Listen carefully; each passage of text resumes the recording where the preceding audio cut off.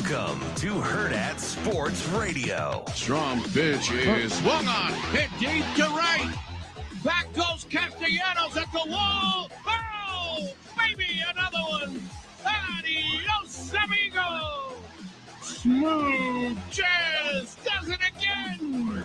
Fastball popped up, shallow center field. Robert sprints in, still coming and drops, base hit. Garcia streaks in to score from third. This game is tied at 2.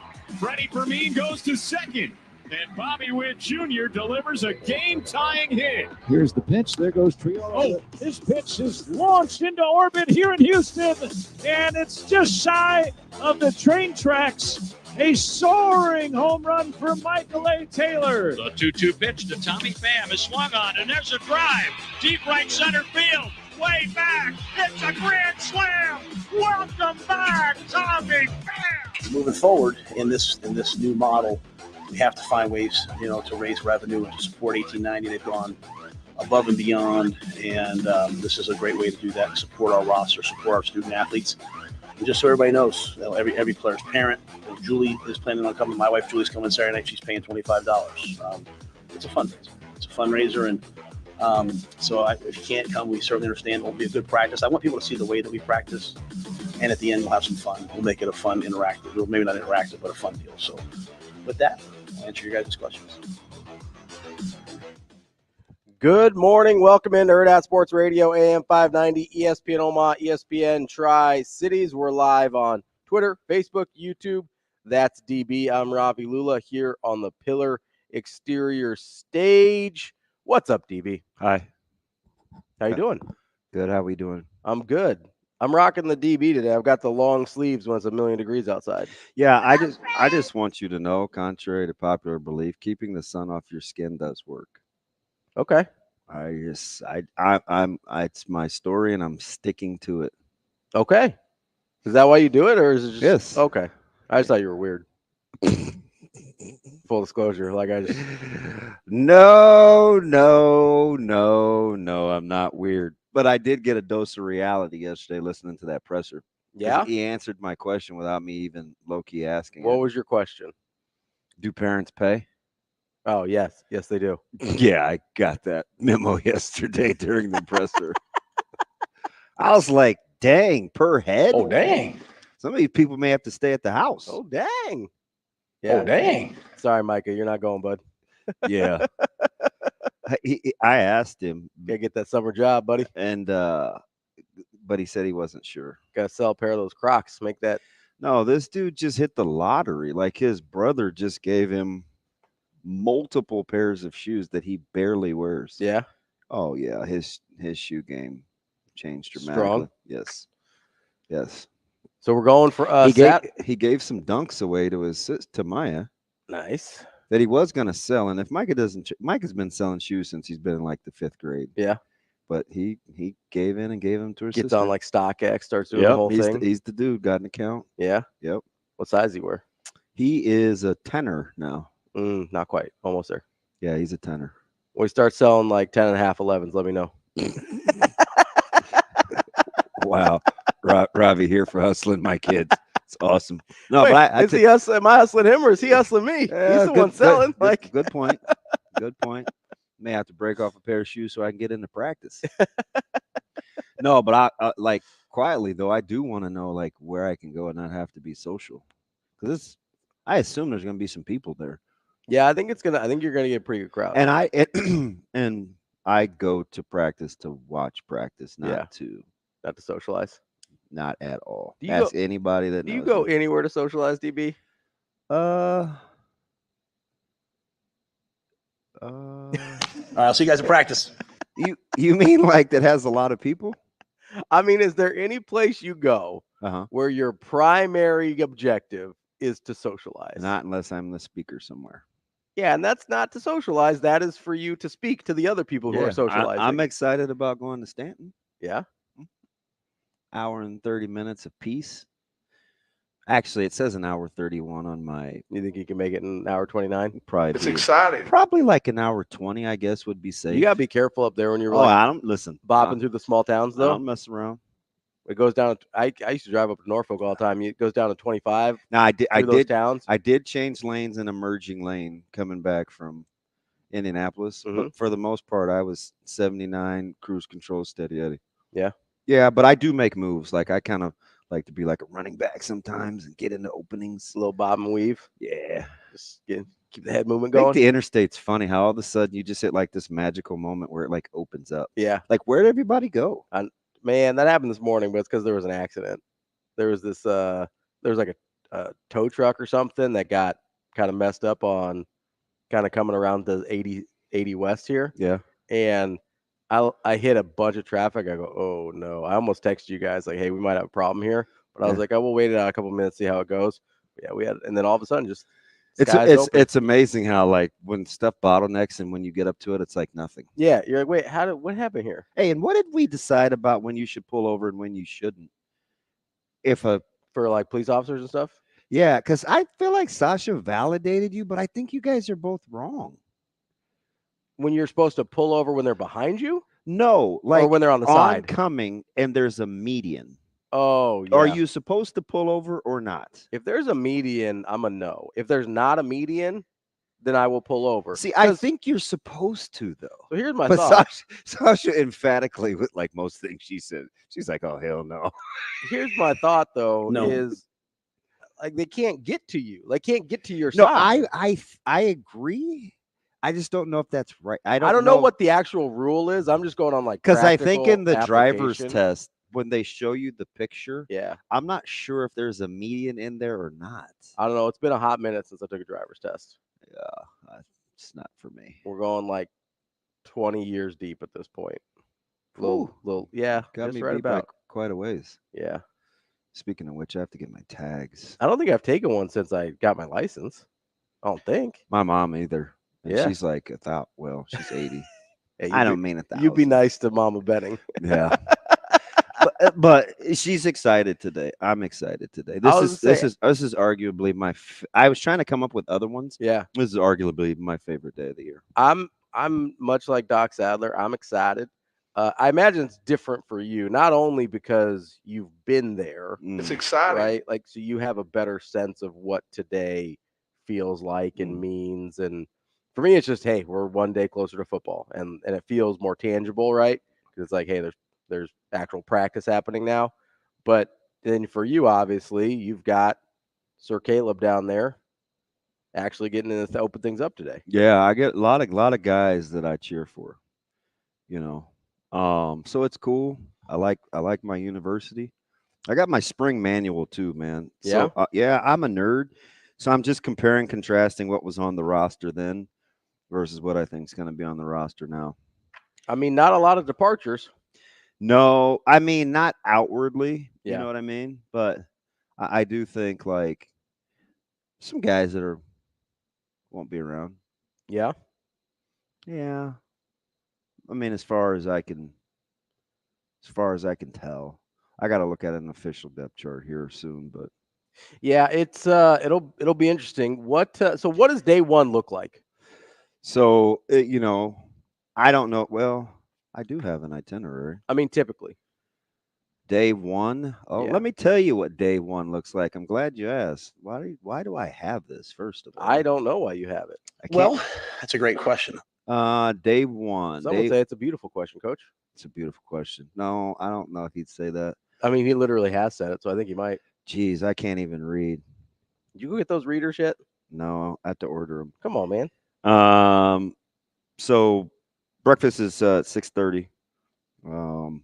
Practice will be at 8:30. Lunch be mandatory. Then they got post-practice recovery. Special teams at 2:30. Offensive defensive meet at 3. Walk through at 4:45. Team meeting at 7. Offensive and defensive meetings at 7:30. Snack, then curfew. It's a 12-hour day. It's a full day. Yeah. It's incredible. Yeah.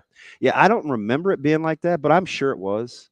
I don't know. You have to ask somebody that's a lot smarter than me. Although we would go twice. So insert. So you do 2 days instead of the walkthrough. Probably you do a second practice. Yeah. What I want to know is if they use. So the cool thing about that new facility is they can walk through inside. Yeah, that's if they want to. That's what I was kind of assuming with the Heat. They might do that today. I think they'll attack the Heat. I can't see. I mean, you saw it in the Chasing 3 episode, right? Yeah. That staff just. Remember I told you that day that like Kristen just whipped their tail? Yeah. In their conditioning. You got to see. You make me nervous. Well, we've had a lot of walkers outside the building the last couple weeks. Yeah. That's just apparently it's the hot place to be. Well, when it's 1,000 degrees out by 10 o'clock, people are getting it in early. That's true. Well, they might Better be ready to deal with the heat. You know what I'm saying? So, wow. Yeah, I think they'll attack the Heat because as you saw in those episodes, man, they get it in. Yeah. He wasn't blowing smoke either about football like being better than the conditioning. Because that conditioning was miserable. Yeah. Yeah. We processed through it all summer. It was miserable. Some of the things I'd like to steal for us. Yeah. Oh yeah. Well, yeah. I mean, he was talking about that yesterday at the press conference where he said he just wanted a tough team. Yeah. He's like, I don't care what you do. Just give me a tough team. Yeah. And seems like it was a really challenging summer based on what obviously, and then what we heard from Coach Rule yesterday. And it looks like, I mean, you've seen some bodies change for sure, whether it's Jamari Butler putting on I told you a bunch of weight, whether it's Dylan Raiola kind of recomping his body a little bit from the winter till now. Like or even with when we saw Gifford at Media Days, I can't believe how much that dude weighs for the way he looks. Isn't that something? It's wild. I'm still mad about Ty Robinson looking all skinny at 300 pounds. Yeah. Yeah. Like, what are we doing here? It's not fair. That's crazy. Get out of here.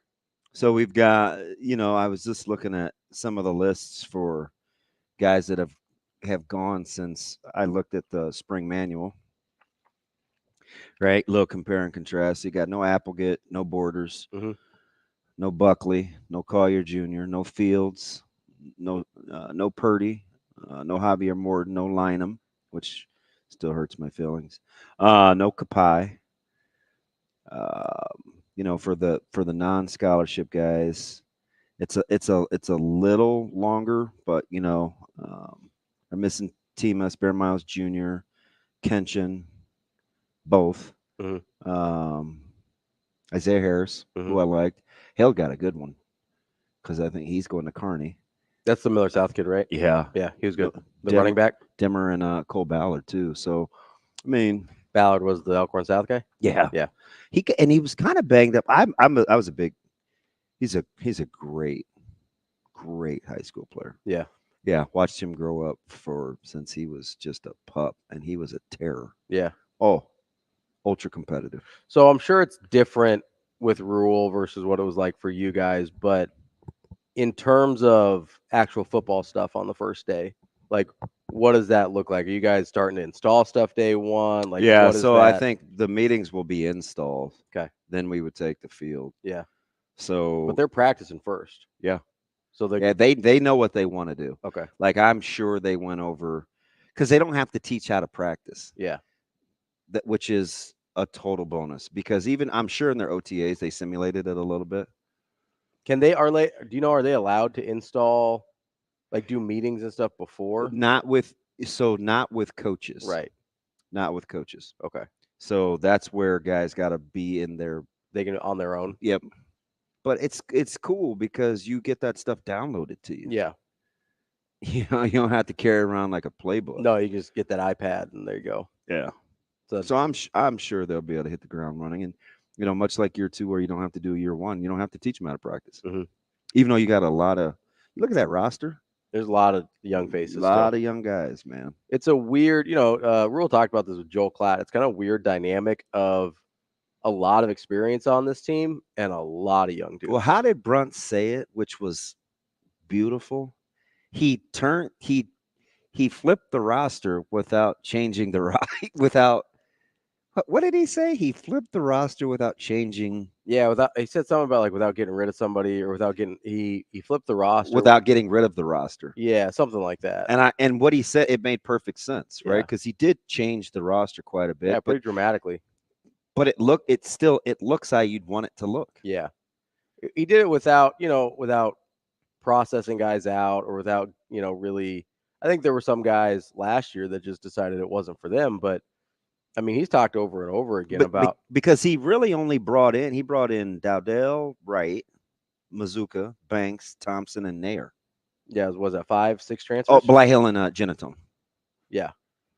So it's not like. It's like, what, 6, 7 transfers? It's not crazy. No, that's a pretty. I mean, last year it was 18, I think.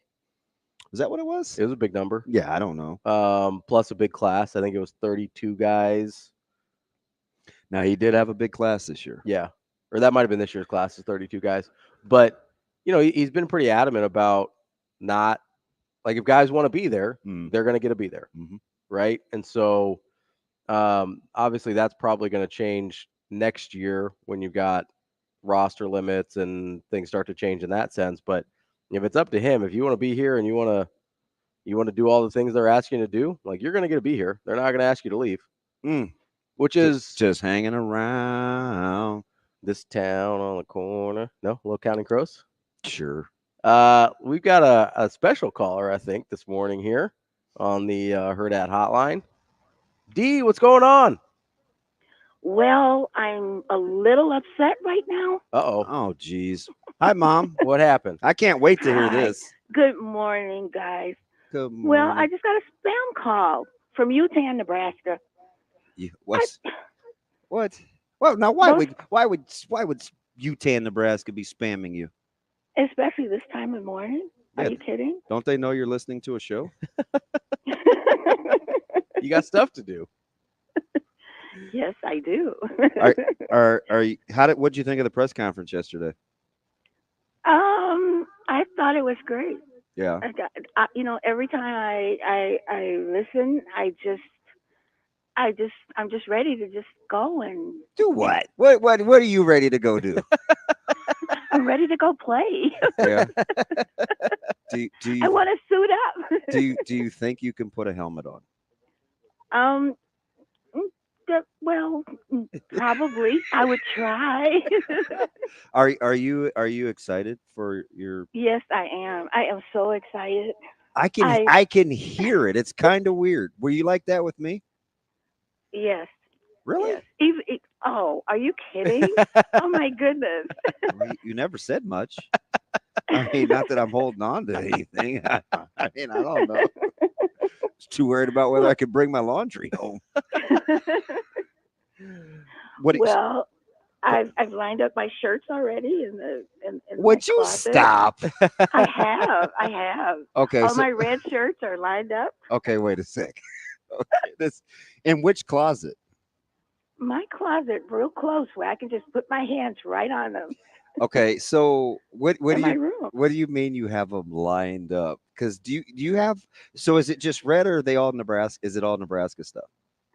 Most of them are all of them are red, and about 4 or 5 of them are Nebraska. Yes. I have a red hoodie out already, and I have my red Westside shirt that says I'm a grandma, so yeah, they're all right here together. Oh Lord! Well, don't put that hoodie on today. It's gonna be too hot. Save that one for later. Are you kidding? Oh my goodness, it's awful. Are you color or are you picking the shirts out by the game already, or you just have them ready to go?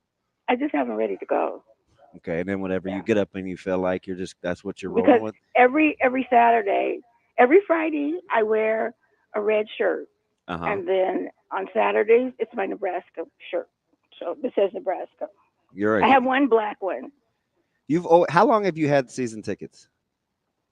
Oh my gosh. Bob Devaney got our tickets. Okay, so we're going into 55 years minimum. Yes. Okay. Yes. Mm-hmm.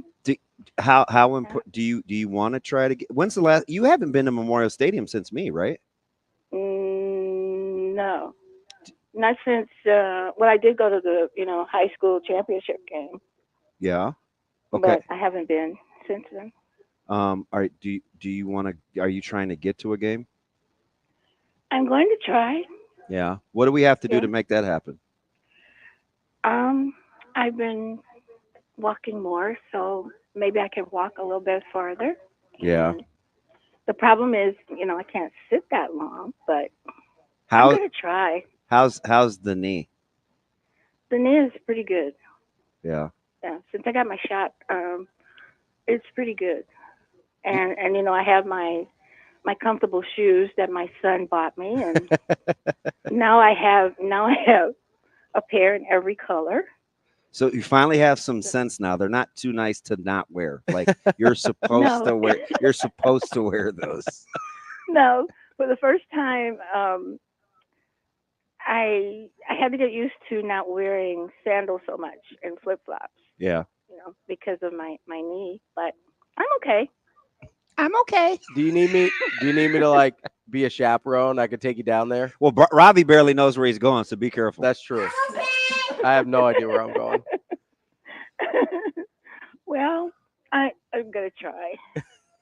For my grandson, I'll try. Okay, so speaking of the grandson. Oh Lord. Speaking of the grandson. Yeah, don't do it for Damon. Don't do it for Damon. Just, I'm okay. Just for Caleb.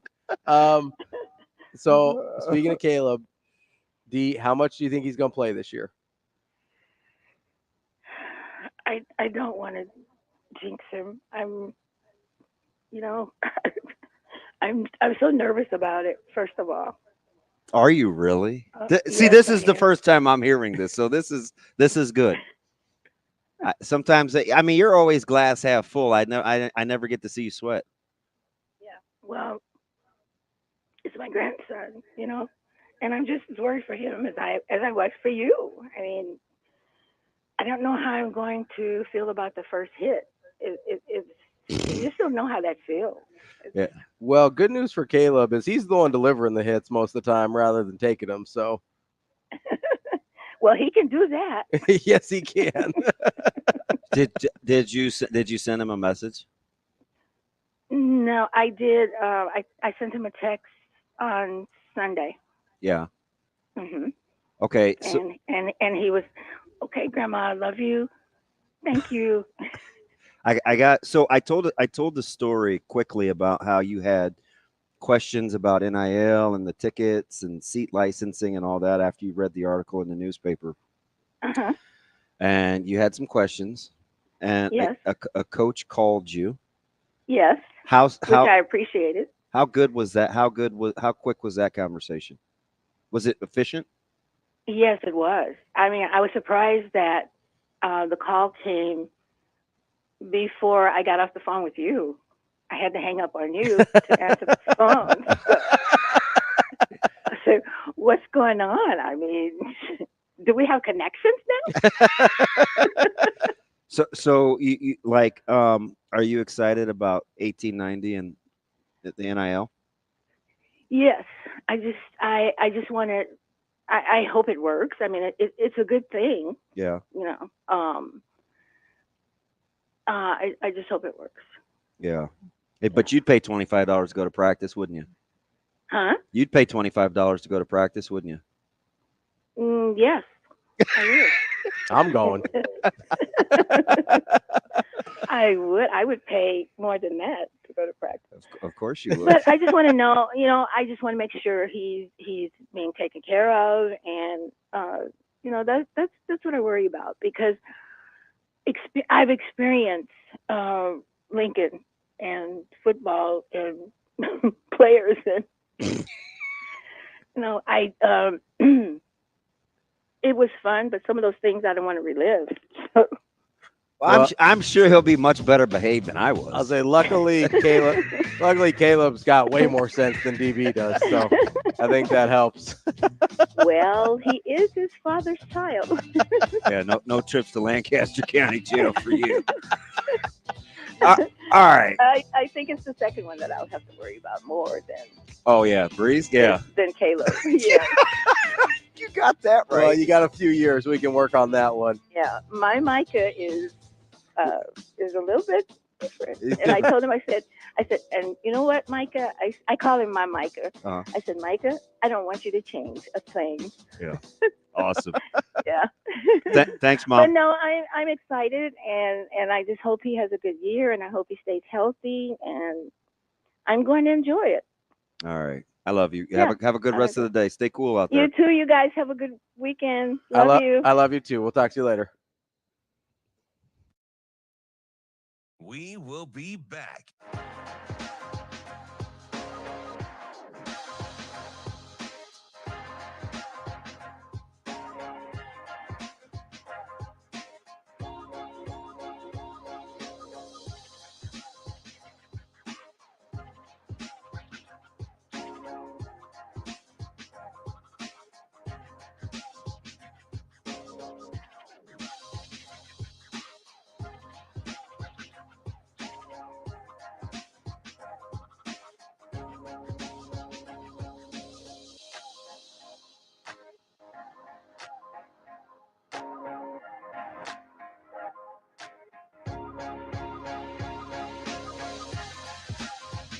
We will be back.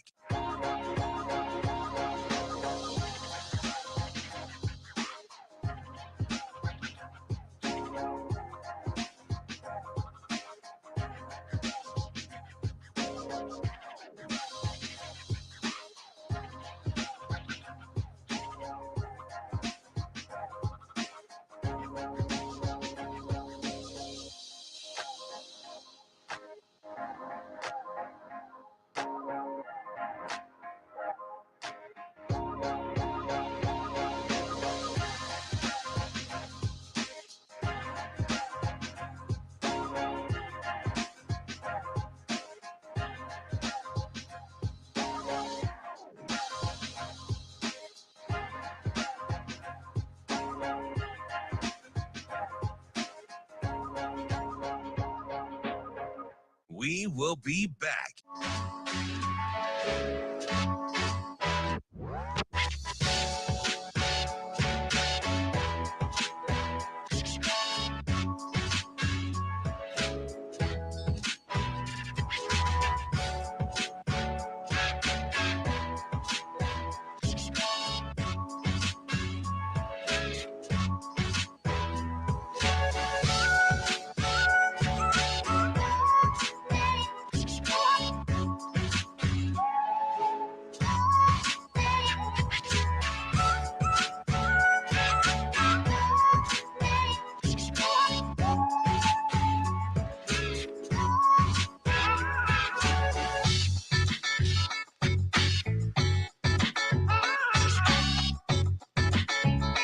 We will be back.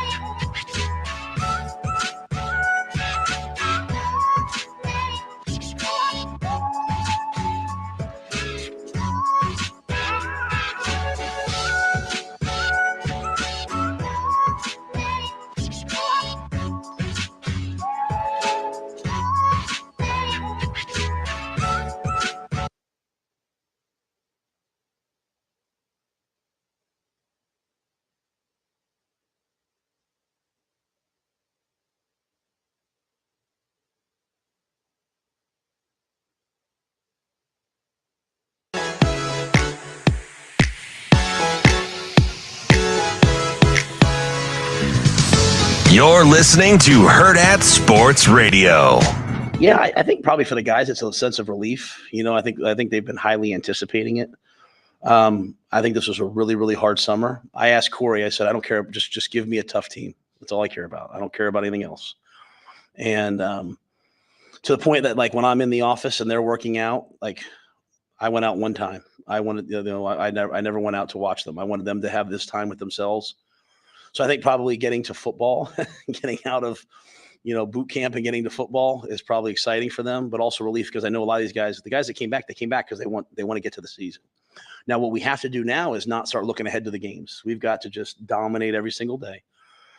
And this is one of my favorite times of the year. My favorite time of the year is probably like mat drill season, and I love this time of year. Obviously I love the games, don't get me wrong, but I just, watching these guys grow, develop, overcome adversity, it's fun. Welcome back to Hurrdat Sports Radio, AM 590, ESPN Omaha, ESPN Tri-Cities. We're live on Twitter, Facebook, YouTube. That's DB. I'm Ravi Lulla here at the Hurrdat Sports Bar and Grill.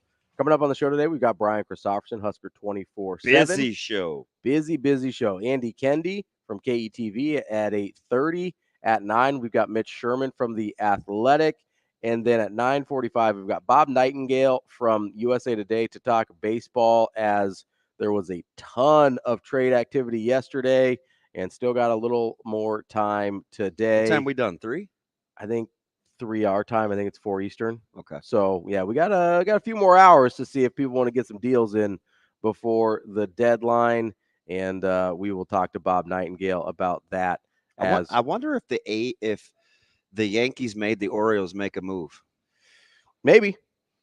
My Red Sox were pretty active too. I mean, the Yankees got better. I wasn't thrilled about it, but like, remember when we talked yesterday? It's like, hey, most teams aren't like a reliever away from being a World Series champion. I'm like, you guys are not a lot of things away from being a World Series champion. What are we doing here?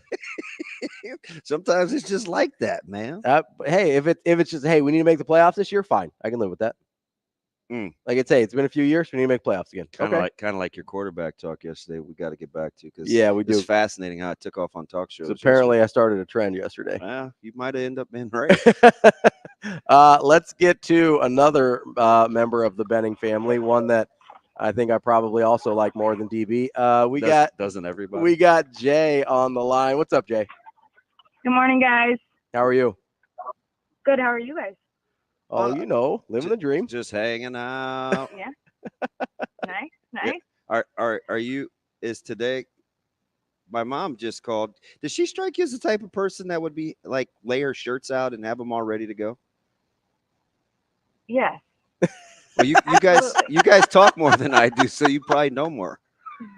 I'm sure she's ready to roll. Yeah. This is unique for me because usually I only hear DB's end of his phone conversations with you during the show. So this is nice. Yeah. It's probably not always positive there, Ravi. Whoa.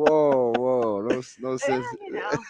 No sense in airing out all our dirty laundry. No, you just call her during the show like every day, and I only hear your end of it. And so it's nice to, hear both sides of the conversation. So you hear the question of what are we having for dinner every day at 7:30? Yeah, pretty much. Yeah. You want me to like pull some? Yeah. Exactly. Yeah.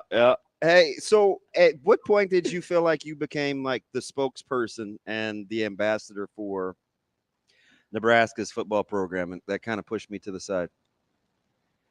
I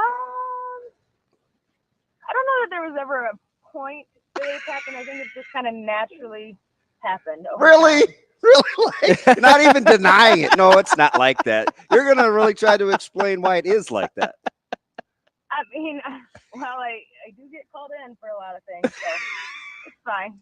So, Jenny, let me ask you here, because I think you and I are on the same page here as far as Caleb's playing time. Oh, Lord. And being right. Yes. And DB's a little slow to get on board here.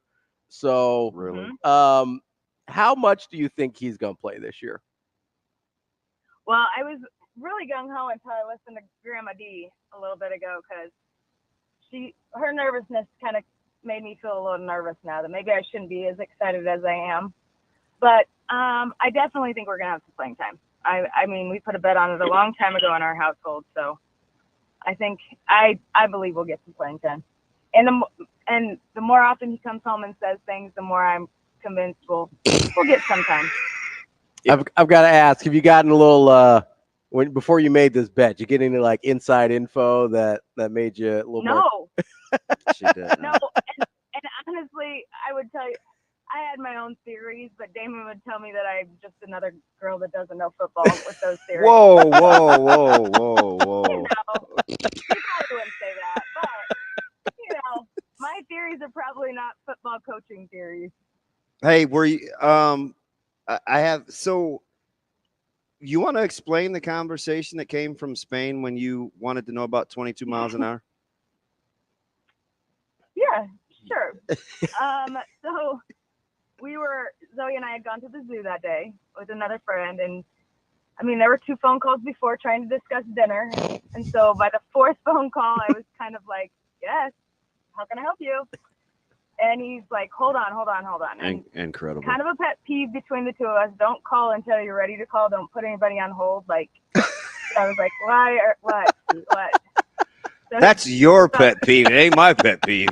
So then, like 30 seconds later, it's, hey, are you there again? And I'm like, yep, still here. And then it's all of a sudden, hey, Jenny, this is Coach Rule from Spain, wanting to let me know that I should pump my husband's brakes about who's going to be the better player out of the household. So it was pretty interesting to hear him call. And he did a much better job of explaining what the 22-mile-an-hour club really, truly meant to me. So it was good to know. I mean, I appreciated the phone call, and he was very helpful and just kind. I tried to explain 22 mile an hour to you. Yeah, you did. You did. Really? You did. Okay. You tried. There's a difference. Yeah, he did. Like, he put it in, slow people terms for me. Here's the $64,000 question. Do you think David Sanders Jr. comes to Nebraska? Oh gosh. I really, in my heart of hearts, want to believe yes, but I know with grandparents living in Buffalo and parents on the East Coast, that will be the challenge. The location of the family support, I think, would be the challenge. Otherwise, I'd say absolutely. How did the visits go? They were great. They were absolutely great. I guess I don't have a good frame of reference, but from what we experienced and what I saw, I don't know how you could choose otherwise. I mean, Tennessee's not that close to Buffalo either. Let's just get them here, True. Very true. And grandparents are heavily involved, so I would love to see all of them here. Were you surprised in recruiting that they do as much due diligence with decision makers and being strategic? I don't want to say I'm not perceptive, but those are things that I probably are not as aware of until somebody brings it to my attention. So once it's at my attention, I'm like, oh yeah, that totally makes sense. But there's a lot of attention to detail during the OVs. But like recently with Caleb being down there, I've noticed like a lot more things that are brought to my attention. I'm like, oh yeah, that does make sense. Are you happy or sad? I know you're going to see Dante here in a sec, that he and Jalen are roommates. Oh, super happy. That I love that they were strategic on how they put them together, the West Side connection, but just the type of personality. They're both kind of quiet, but once they get comfortable, they kind of come out of their shell. I couldn't be happier. All right. Where's Zoe?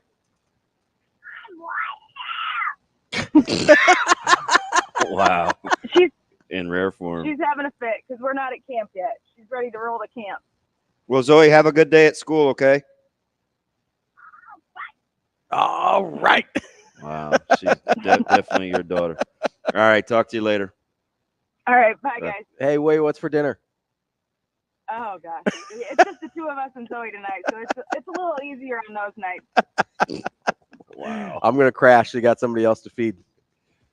She tried. She tried. That's totally fine. Come on over. All right. Might make the decision easier. All right. We'll talk to you later. Thank you. All right. Bye. For those of you who don't know, that's DB's wife. That's Jenny. Got some feelings about I think her and I are on the same page. Yeah, whatever. Listen, we're aligned. We got David Sanders Jr. coming to Nebraska. I'm just looking at flights. It's a quick 2.5-hour flight from Charlotte to Omaha. Not as bad as so. Plus you can send planes. I mean, yeah, figure that out. I mean, listen, we've had people move to Lincoln before. Why not? Right. Just bring the whole crew. It'll be fine. We'll wrap up hour number 1 coming up next.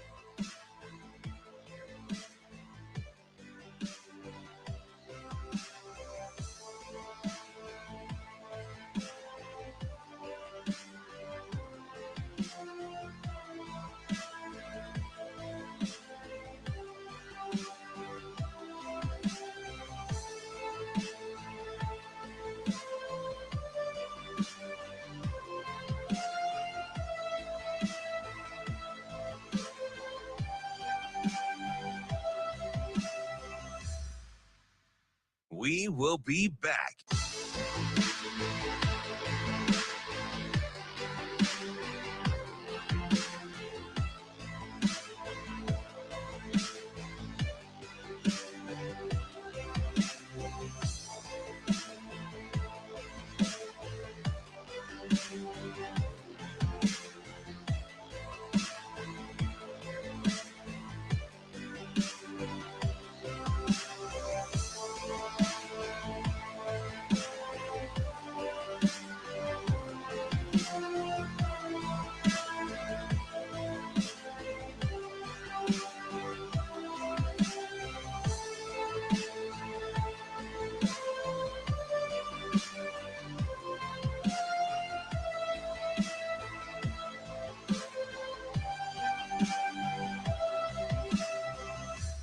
We will be back.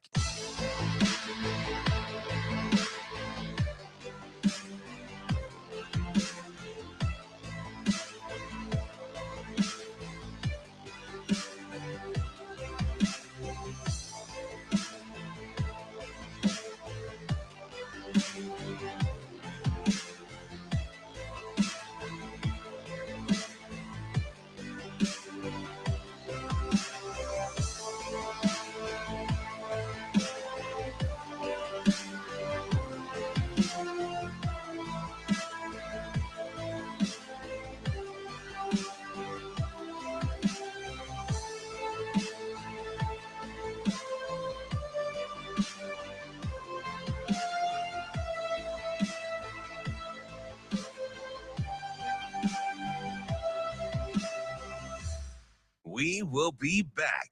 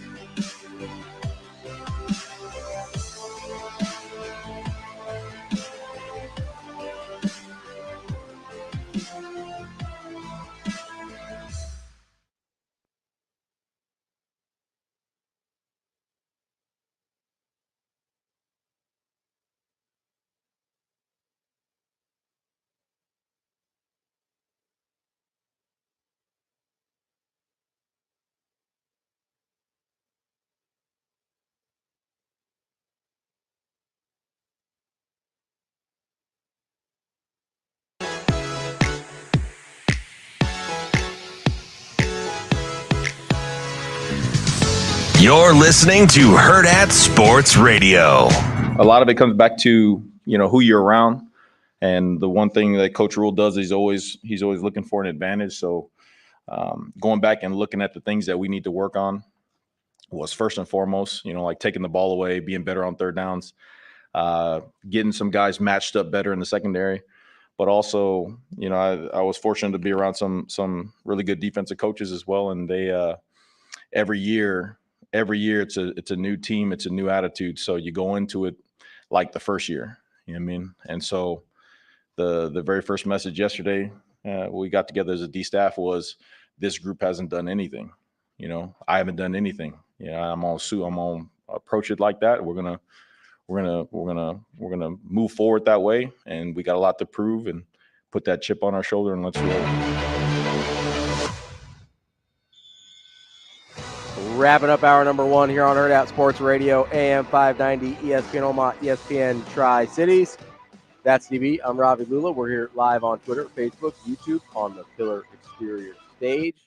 Also, wherever you can find your podcasts, we are there as well.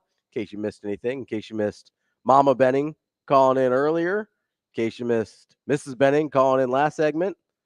I don't know. We may. I feel like it's like TK said. I can't win for losing. I clearly have zero control of what happens with my family. What do you mean? It's just like a free for all. Everybody just takes their shots. It's fine though. It's kind of how the family rolls. So okay. So there is one thing I wanted to go back and get from our conversation with Jenny. Is it weird that I call her Jay? No. Okay. I didn't know if that was just like a guys thing. I don't know anybody. The only people I know that call her that are her parents. Okay. I didn't know if it was like a you guys thing not even or not even at Westside. because you know how like you always call her Jay, so like that's just the thing I hear all the time. But Yeah. I didn't know if that was like It changed. It used to be JC. okay. Anyway, so we were talking to Jay. She was explaining how you explained the 22 miles an hour versus Which how, I thought was legit. which is how versus how Coach Rule explained the 22 miles an hour. So I went from like literal miles per hour on a treadmill, like you know, if you put it on 4.1 or 5.6, you know how that would equate. Something she would have a personal frame of reference for. Yeah, because you guys walk all the time, right? And she knows, like, you know, Jalen's fast, and I'm like, you know, Jalen's like 22.18, like that's what the catapult registered, and she didn't really get it. I don't think or whatever. And then when he called, I don't know why he did that. It was like 8:00 his time.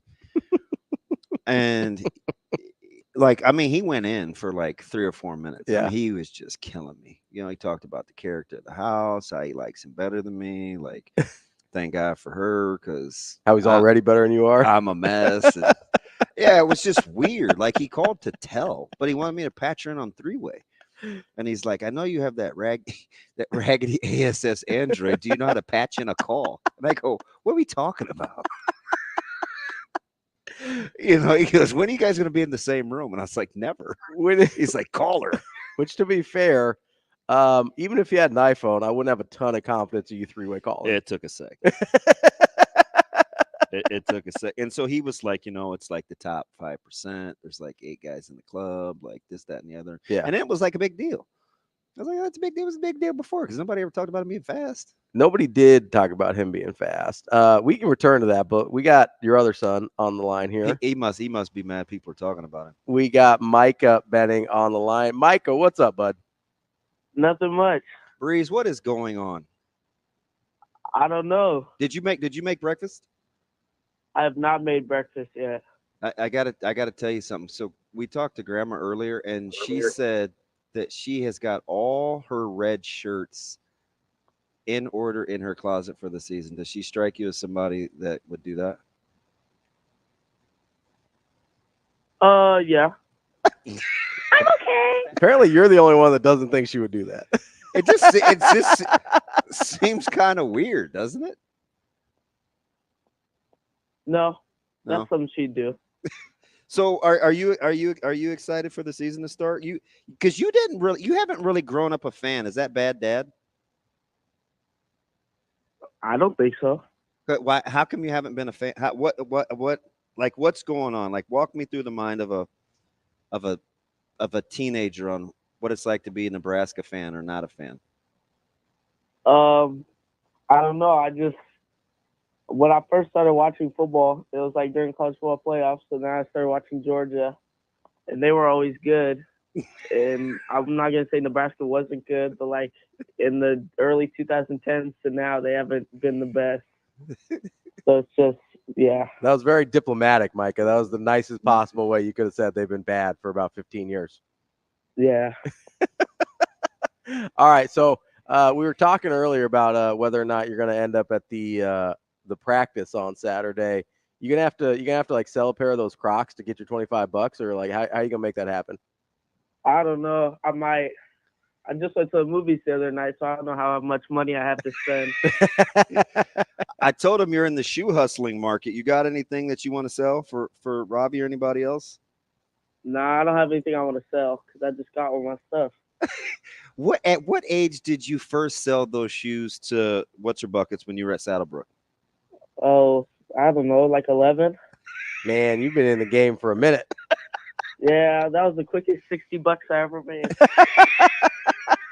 All right, well, I need you to grow a little bit because I'm like a 10.5, 11. Your dad says you're about 10 right now. So once you start selling those, let me know because my shoe game's pretty strong. I will. How many pairs did you get from Caleb? 4. Man, you're just cleaning up over here. So, and Maya talked you into giving her those dunks for free. You didn't want to sell those? That was nice of you, by the way. No. Yeah, I wasn't gonna sell those.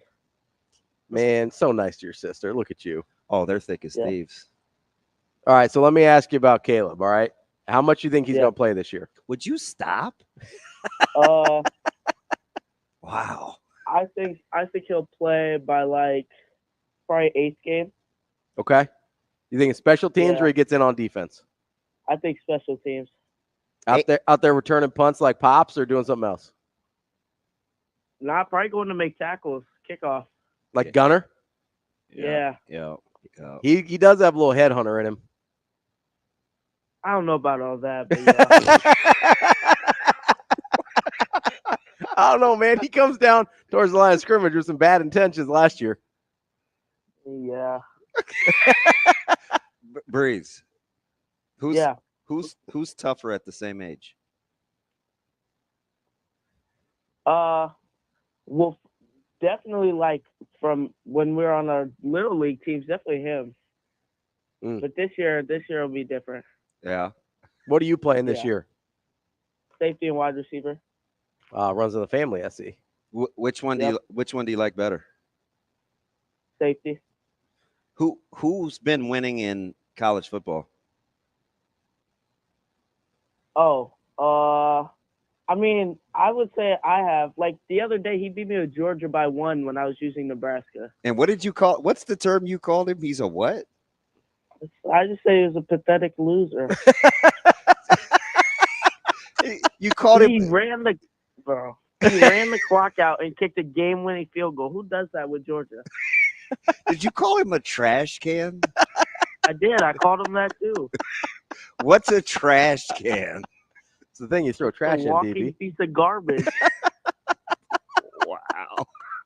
I can feel the brotherly love just coming through here. All right, you got Olympic basketball. Give Ravi your thoughts on Joel Embiid. Oh, I don't like Joel Embiid. Trash. At all. Trash. Can't move. Trash. What? Can't move at all. Why? He's just so soft and like the stuff that Jokic does, because Jokic can't move either, but Jokic is 10 times better at what he does than what Joel Embiid does. Yeah. Any strong NBA takes for Ravi? I don't know. I guess my Thompson's twin analysis thing could like pan out. What do you think about Tatum not playing against Serbia? I thought that was terrible. I mean, maybe Jason Tatum's just not that good. No, I think Jason Tatum is that good. I thought he could have been a starter on that team. Over who? I like him way more than Devin Booker. Fair. I could do that. Yeah. I can do that. What's wrong with D Book's game, Breeze? Nothing's wrong with it. He just kind of has so much more room to fill. Like he has a good game. It's just not even close to where it could be. I'll take Tatum over D Book. Don't tell Jacob Padilla I said that, but all right. All right, man. Don't burn the house down. I'll try not to. Go eat some breakfast. You got to eat. Hey, man. what are you making since you like to cook? I don't know. I might just heat up a burrito. I don't know. Yeah. That's my kind of breakfast. Microwave. That's what I do. Yep. All right, champ. Be well. Yep. All right. That is the youngest son in the family, Micah Benning. You can just tell he's a terror. Oh yeah, I can tell what. Yeah, right. I can tell what Mama D's talking about. She's you're gonna have your hands full. You should just hear him argue. He can, and he's like putting together teams as like a general manager and stuff. Like he's a little cerebral brain. Yeah. He has really strong sports opinions. He reminds me, like the way he thinks about things, he reminds me of me when I was a kid. Yeah. Yeah. Like doing all the kind of the nerdy stuff and like scouting people and all that's how I was. You know what you should have asked him about? What's or that? he could talk for an hour? Cooper Flag. Ooh. We'll have a Cooper Flag discussion at some point. Yeah, he's broke that game down. I don't know if it'll be on air or off air. We'll have a Cooper Flag discussion. You know what's funny? If we go back to Coach White's clip, and I'm going to talk about this with BC. You always talk about how Coach Rule stays on the gas. Mm-hmm. And I think the question that Coach White was answering that we heard in that clip was like, hey, how do you get better and improve? He's like, well, it starts with our boss. No days off in the Nebraska football office. It's crazy. Oh, man. We will come back with the one and only Brian Christopherson, Husker 24/7. SCB, I'm Ravi. We'll be back from Hurrdat Sports Radio.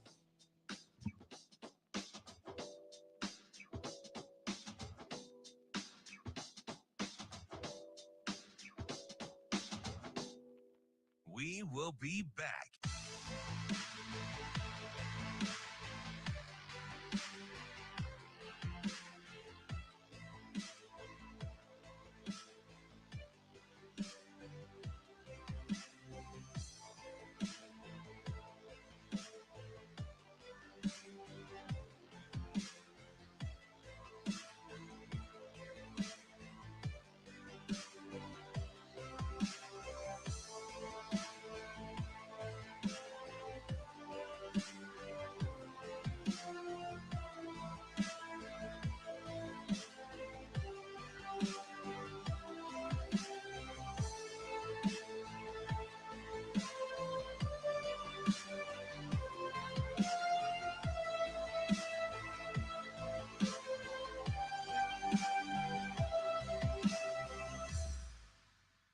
We will be back.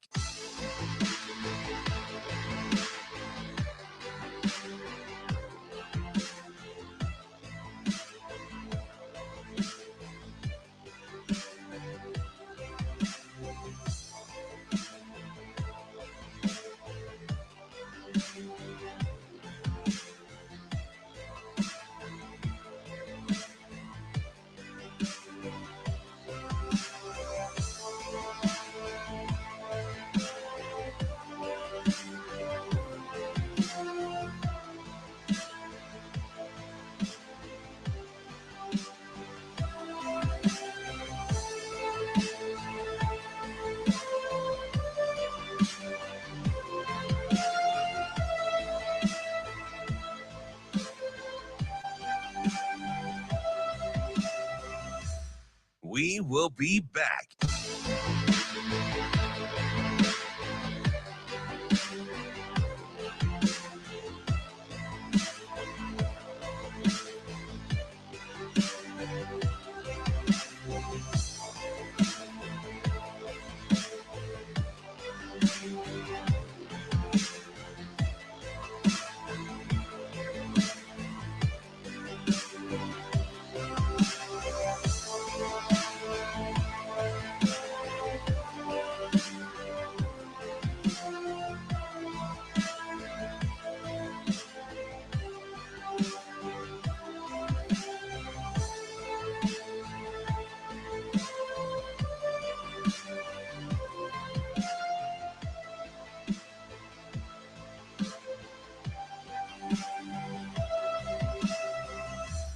We will be back.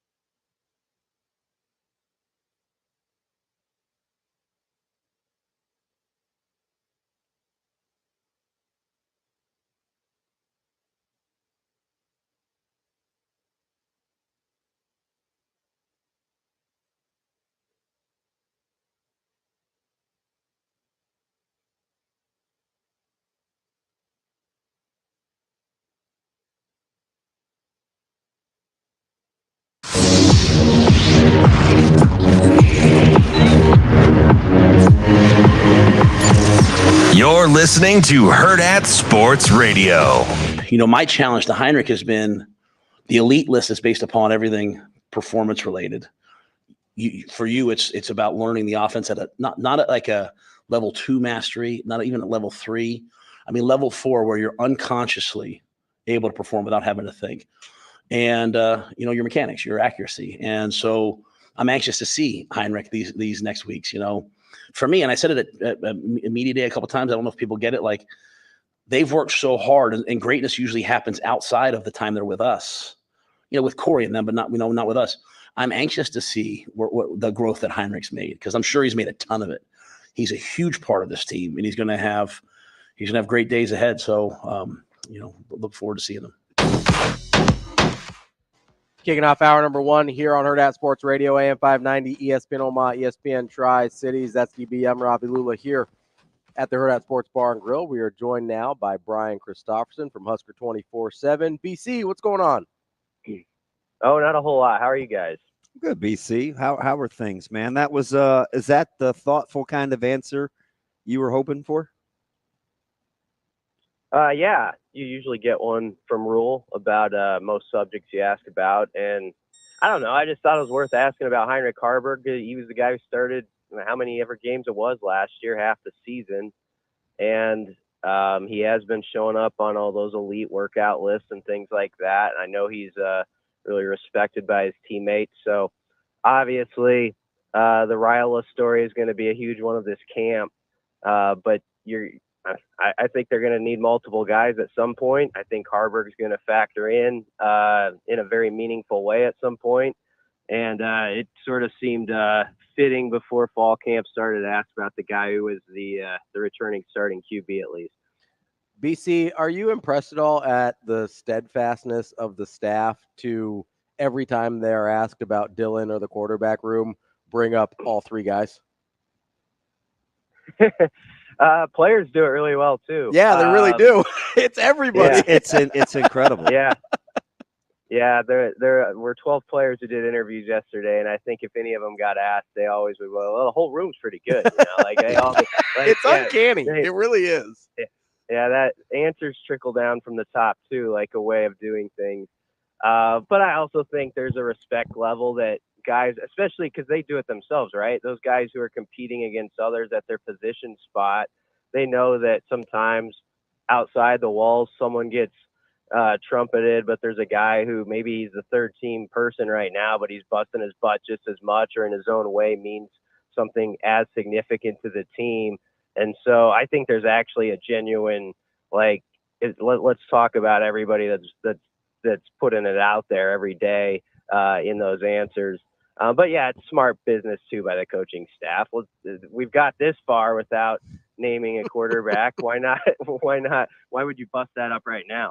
Gosh, it's so interesting to hear and to see the practical applications of it, BC, because there are all these little benchmarks you have to hit along the way. Like if you even make it into a Chasing 3 episode, or you're on film that they pump out, or whatever it is, that means you're doing all the other things other than just being a good player.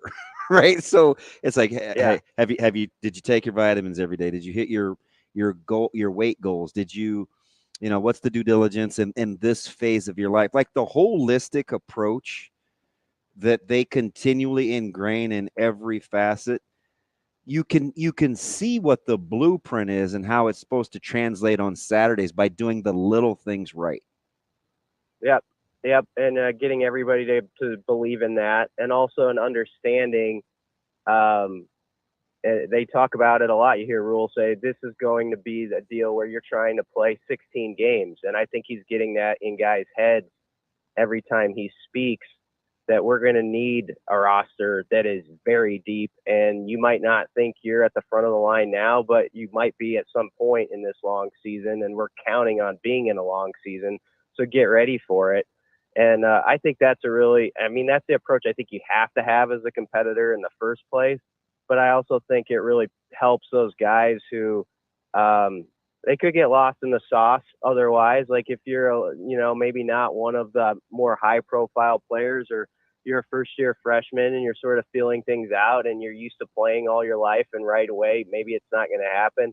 It's a good deal when you're seeing others around you and how they're approaching it, how it's working for them. And also you have a coaching staff that says, we're probably going to need you at some point here soon. Don't think we won't. And that kind of keeps you going. Yeah, that's funny you say that, especially with the young guys, because at least with Caleb's his regular roommate, Donovan Jones, those guys, they'll come back. They always ride together. And they were talking about hitting their weight goals, right? Like, because they want you at such a poundage, you have to do this, and how they appreciate. What keeps those guys going is celebrating the small victories. Do you know what I mean? It's like, hey, Yeah. perfect attendance at 6:30, or again, like maintaining hitting your goal weight, or this is the dinner that we'll have for you guys, or this is what you can do with your, like, just hitting those interior, Eric Ingerson's another one, like those weight benchmarks where you feel like you're valued real time, even though it may not play out like that for a while, but the carrot stays dangled up until you get a chance to actually compete for jobs. It's fascinating how they weave the little day-to-day victories in too.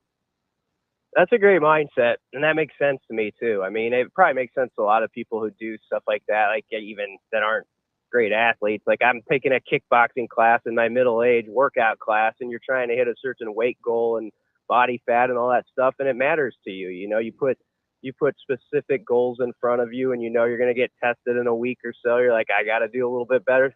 I got to lay off some stuff this week. And these guys are obviously doing it at a much higher level with, more at stake. That's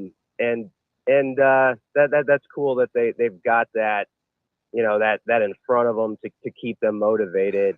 And also just, go ahead, Damon. I had said to Donovan, I offered him something. He was sitting at the table, and I go, I can't remember what it was, and we were just talking about his diet, and he goes, yeah, I stay away from processed foods. I felt like I was talking to a 40-year-old. Just real matter of fact, sitting at the table, and I was like, DJ, man, I love you. Like, it was just his delivery, how that stuff is actually working. I just kind of casually dropped Ingerson's name. Like, when you look at his frame and what he's been able to do in Coach Satterfield's room, you heard him just kind of wax poetic with Sharp. Like, those guys that are in sync with nutrition and school and getting class done and strength and conditioning. Like, I know what Coach Rule is saying when he says we get them, they're doing more work away from us than with us, and it's everything that's involved. Yeah, within that answer is kind of interesting because it makes all the sense when you think about it. But there is that piece for coaches where, not that they don't have an idea where these guys are tracking, but there's probably that curiosity to them as much as some of us. Like, okay, how's it all going to look now? Like, how did that all come together over this process, this grind these guys have had of doing all that nutrition work, all that weight work we have not seen, off the field stuff where it's just been player led. That's been outside of their vision. And I bet it's fascinating to coaches the first week sometimes that you're going to see a player or two who we haven't talked about. Maybe they haven't even talked about as much. They're like, oh, man, I didn't look at that guy now. I mean, it's a different deal. He's on a new chapter in the book. And so that's there's an excitement that always accompanies the first week of fall camp, just because it's like first day at school. It feels like, okay, it's finally almost here. But I think it's also attached to the idea we're about to see what a lot of work for some dudes, like what that actually looks like now and how that translates into this language. And there's got to be an anxiousness to that. We're talking with Brian Christopherson, Husker 24/7.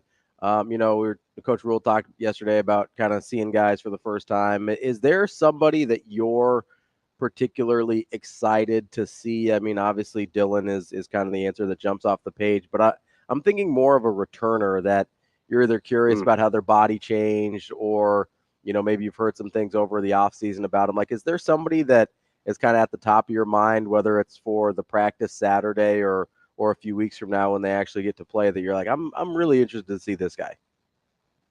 Oh man, I could name off like a dozen, but go for it. Run them off. I don't know if I will, but the guy who keeps coming up, people might have trouble like getting locked in on Saturday to him, but Justin Evans is like the guy people do not talk about on the O-line near as much as everybody else. And I was asking different players, like, I asked Ty Robinson, I asked Nash, like, who's the toughest dude like to go up against? Who's like a problem for you? And they're like, Justin Evans, dude, he's legit. Like, he's good. He gets after it. He gets under. He just knows how to use his leverage. I just feel like Justin Evans is probably like an underappreciated guy in the offseason conversation a lot of times, can play multiple positions. So you think of someone like him. You want to talk about underappreciated guys who I think are going to have a good season. Nate Borkercher, I think, is that My guy. man. Good on you, BC. I mean, I understand. I think Thomas Fedoni is going to take that step too, and coaches do. And so this is not like pitting one against the other. I'm just saying I think if the quarterbacks can do their job and everything goes as it's supposed to, I think you're going to have multiple tight ends who can flourish this year. And Borkercher is a pretty experienced guy at this point in his career. You saw in the spring game, he had that catch from Harburg. You know, it was one of the biggest plays of the day. I think he's a very fluid guy who can do a lot of things. And so he would be somebody in that category. You know, in the secondary, Singleton, I don't think is forgotten, but because he wasn't out there in the spring, he was to me like one of the top 2 or 3 best defenders on the defense the first month of last season. So if he can catch his stride after the injury, that's going to be really interesting. I'm fired up to see Ramir too after talking to him yesterday. How about how they just gush about him? Yeah. Well, he's oh man, everybody on the team loves Ramir, I think. He's just got a personality where he fits in with everybody. I kind of asked him about that. He's just, I don't know what it is. It's like how he was brought up or whatever, but he kind of meshes with whatever group, you know, like he can be in that conversation. And he was really at ease with himself and at peace going into this camp. And I'm excited for him. And I don't ever like think this way. I always hope guys stay healthy, obviously. But personally for him, I just hope it's one of those years where the body holds up well for him and he can show us what he can do for a full season. I think he's one of the fan favorites on this team. Kind of a 2-1 here. I was surprised at and I like the confidence, right? Coach Satterfield said, you know, we're going to be able to run the ball. We're going to run the ball. And I like how he kind of spoke that into existence. But if the season doesn't go like the offseason momentum has gone, how much of that do you think has to do with what the offense does or doesn't do? Like if there's a pitfall coming, do you think it's more apt to happen on the offensive side or the defensive side? I actually think that's a really good question. You could twist your mind around on that one. But I actually think we spend so much time talking about best case scenario. What if it isn't? Like, okay, so what's next? Yeah. You know what I mean? I think it's defense is my answer. And it goes back last week when I was sitting with you in Indianapolis. I said, and Tony White kind of said it yesterday in that fired up quote, like we have a lot to prove, right? Like this is a new chapter. It's not like an iPhone where it just transfers over from last season. And I feel like the conversation has kind of acted, not within their walls, but outside, I think has acted like that's just a given, you know, like, okay, they're going to have a top 10 to top 15 defense. I've even had, you know, some of those stories where you're like, okay, if the defense ranks 8th in the country and the offense were just like 62nd this year, what would that mean? You know, you start to do that sort of stuff. Well, the defense has to go and get it first. And they have all the stuff on paper that makes you believe they can, and a very sharp defensive mind running it. But that to me would be the pitfall if suddenly you have a defense that, you know, is not top 10 against the run and they're scuffling a bit and people are dinging them. And there's some breakdowns on the back end of the secondary and you're giving up some explosives that weren't there last year. And that changes the whole dynamic of, I think, the off season, like Kool-Aid or optimism or whatever you want to say. I don't think that's going to happen. But that's the one thing I hold in mind, like, okay, they got to still hold up their end of the bargain. BC, can I play devil's advocate here for a second on the defense? Yeah, because go ahead. I think you can make the argument, as good as the numbers were last year, there were some areas of the defense that I thought did leave quite a bit to be desired, whether it was getting off the field on third down, whether it was giving up some of those explosive pass plays. Rules brought up a ton. They didn't turn people over enough or very much at all. They really struggled in late game defensive situations where they really needed to get stops, and situationally they couldn't seem to do it. I mean, yes, they had moments and situations where they were very good, but I think there's actually a lot to improve on too. Yeah, I don't disagree with that at all. Well, you just ask Coach Rule, and he can rattle it off. You want how many times they took the ball away or sacks or didn't get a stop? And so I look at it and I go like, okay, yeah, they were 18th or whatever in total defense or whatever the number was. And I was like, and there's quite a bit left for them to improve on. So I kind of look at it as, okay, maybe they get a little worse in one area or another area, but if they get better in a couple of the other ones, either you wash out or maybe end up even a little better. Yeah, they don't think they were good enough in 4-man rush. They bring that up all the time this offseason. Third down defense always comes up. They did improve to become like upper middle and third down defense, but you remember early in the season, I mean, the Minnesota game, obviously this is a great snapshot of it. We look at the offense for fair reason in the Minnesota game last year, like, oh, they blew that one. The defense, though, couldn't get off the field on third down in the first half. If you remember, it was like Minnesota's like 7 of 8, and they controlled the ball, and Rest offense really had no rhythm throughout most of that game. And then, of course, Minnesota had the clutch drive late against the defense after the fumble. So that's just like hey, take a look at that game, and it shows that even on a night where the defense played pretty well statistically and points-wise, the head coach and the DC could show them the stuff, be like, there's like 4 to 5 things here is why we lost the game, and we can put that on us as much as the offense. That's actually a beautiful thing that you have that, all the stuff you're talking about, Ravi, that's easy to put on the dinner menu in front of the guys and say, that wasn't good enough. Let's go back to the Maryland game, the last drive, when they, drove it down and got the field goal at the end, even after the pick. Iowa game, same thing. Exactly. So they've got to have that clutch gene. And I think one of those like big parts within the games this year, this is going to be Big Ten football where you pump the ball and you pin a team on their 8-yard line. This has got to be the type of defense who, in those select situations, gets those 3 and outs right there. You don't give up 25 yards of ground and then they punt it and the field is shifted on you. It's got to be those things within the game where this defense takes that next step, and then they can be great. And then the offense, of course, has some room, a little wiggle room, I guess you could say. But yeah, that defense is my answer, but that's a great question, Damon asked. You could go every which way with that. So more apt to happen as kind of Coach Set furthered that answer. He said, we got to catch the ball. We're going to take some shots. We're going to be able to run the ball. I want to get better at throwing the football.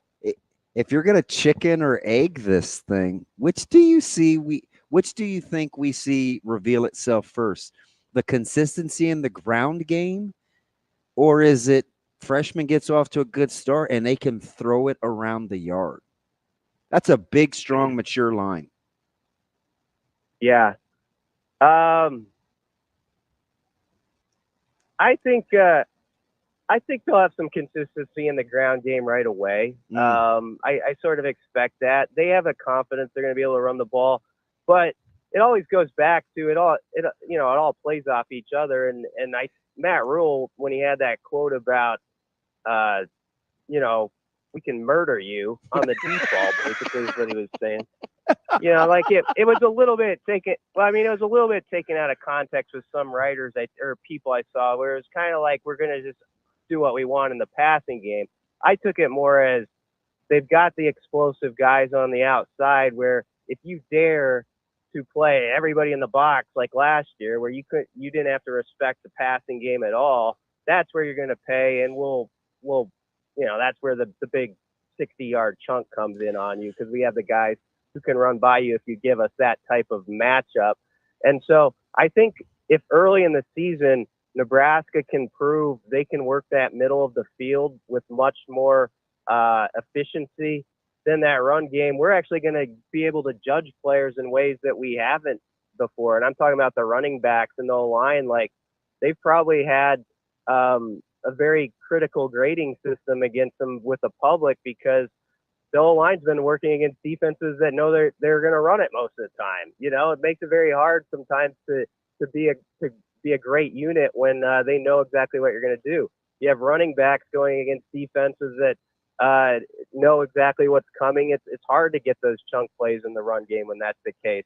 So maybe we get to see some things out of Emmett, Ramir, Gabe that weren't evident easily last year if you can loosen up the defense at that passing game, which is what Rule basically brings up about every time he talks if you listen closely. We're going to absolutely BC, we you. talked at the time when Butler got hired. I said, I'm just hoping, I get the sense Coach White had a heavy role in the interviewing process. And Ravi goes, yeah, well, I hope so too, because if you're really preparing him to be a head coach, you want him to be involved in this process. And it was fascinating to hear, not only did Coach, how integral a role he played, he had almost, it sounds like autonomy. Mm-hmm. And then the vibe that Coach White got from Coach Butler in the interviewing process, where he said the famed, I think we got one.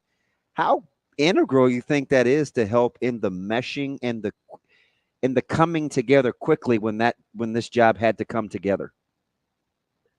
Yeah, it seemed like in Tony White's answer, he was really struck by John Butler's enthusiasm for this next chapter. And I get what he's saying there, because that's a coach who spent the last decade having a good amount of success in the biggest league. And you could be a little gruff. You know what I mean? Like if you had come from that background, like you could be like that, sort of like, okay, I'll go do this for a year and then I'll figure out what's next in my coaching profession. But it seemed, I got the sense it seemed to Tony White, like this is a guy who you get him in the room, you expect this guy with a Philly background who's going to be kind of, like I said, gruff. And then all of a sudden he's kind of bouncing off the walls, bam, bam, bam, let's do that, as Tony said. And I just think he thought, I like that energy. That's like how we are over here. He's going to fit well. And obviously he's a coach that has his own really good ideas built in. And, he can take something Tony White says, and maybe it's a slightly different way that it's said in language. They can say, oh, yeah, that's okay. That's what this was over here. I see. And then bring it to the table. And it feels like so far so good. Of course, what are they going to say? People would say, I understand that. They're going to be positive. But it's hard not to like that hire on the surface. And Marquise Buford, if he was not being genuine in how much he liked the hire and how he said about the whole coaching shakeup, it's going to be a minor hiccup, is what Marquise Buford said. And I think they really believe they got a good coach, and they're just going to they'll find their stride fine enough with what they have. That's Brian Christopherson, Husker 24/7. Great stuff as always, BC. We will talk to you next week. Thanks, guys. Thanks, Brian Christopherson, Husker 24/7. Didn't even get a chance to ask him who the 5th best quarterback in Nebraska history is. God, it got hectic yesterday. Did a little bit. We'll be back with more Hurrdat Sports Radio coming up next.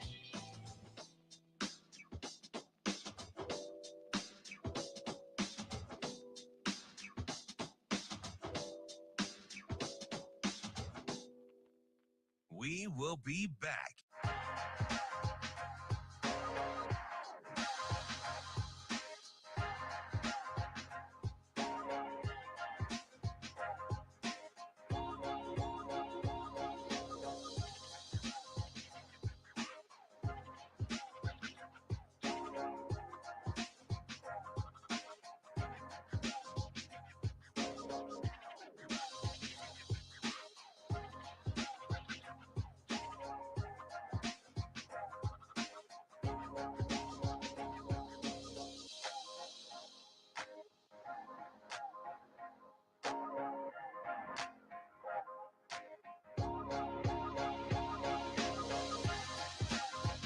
We will be back.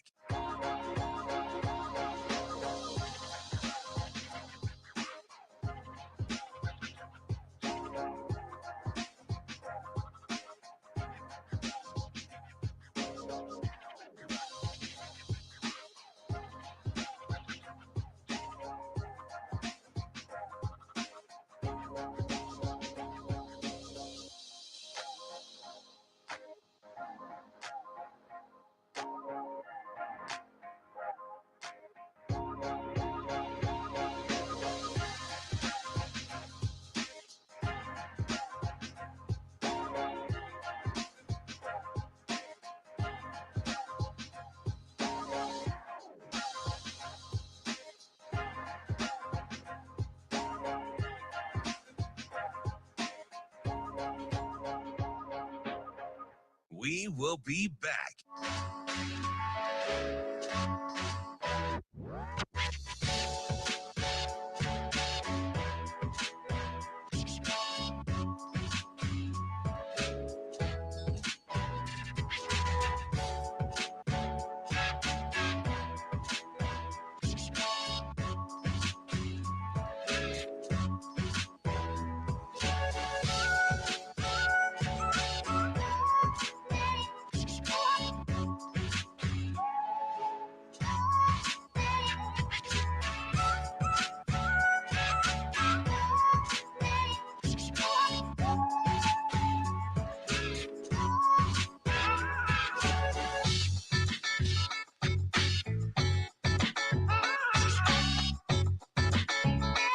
We will be back.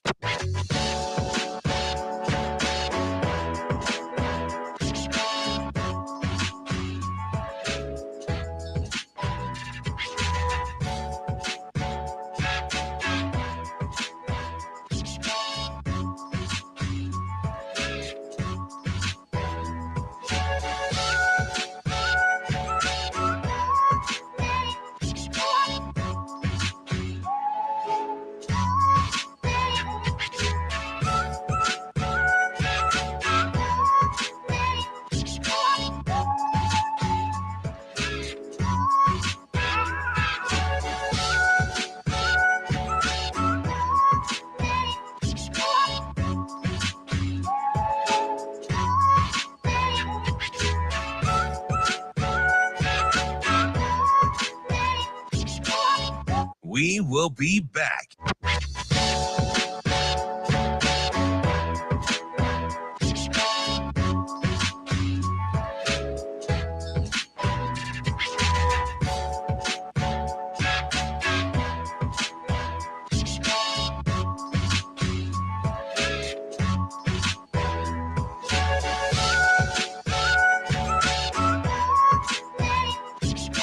We will be back.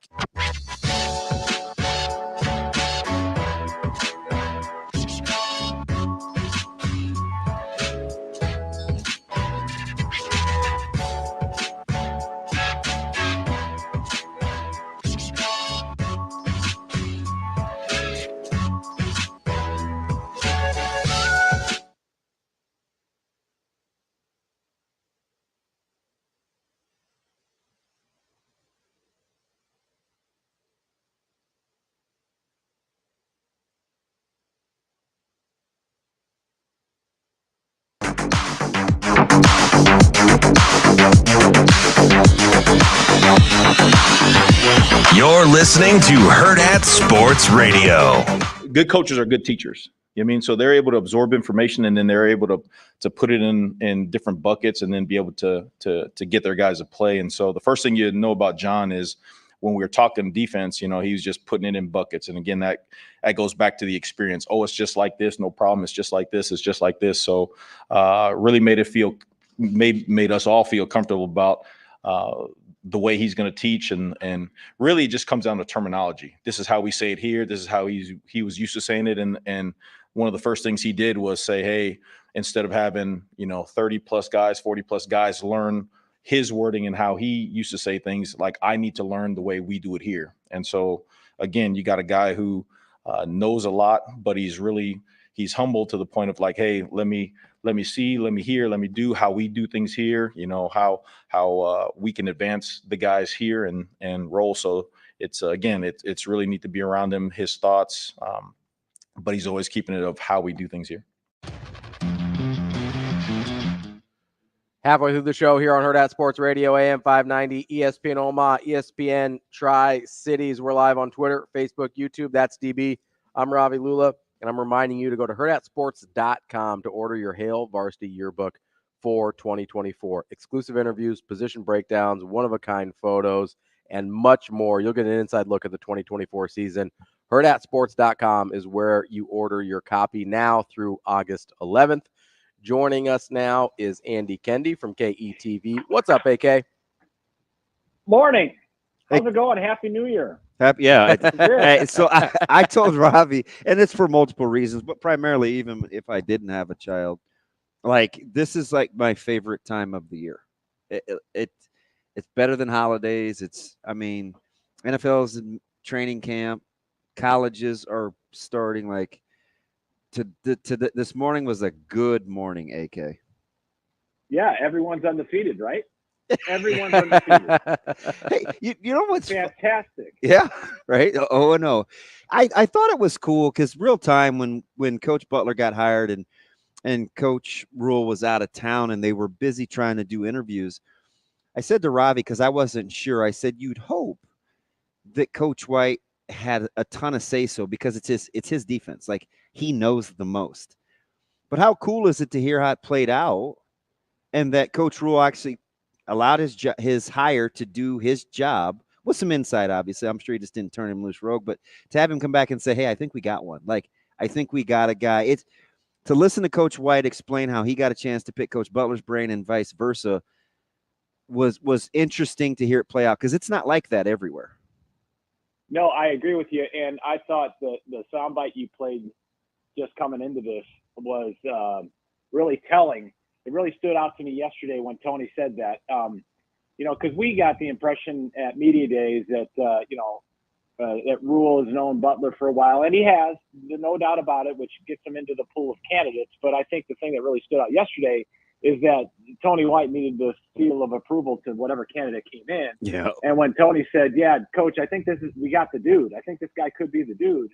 I mean, that says a lot. And I thought the thing that really stood out to me yesterday was that how the response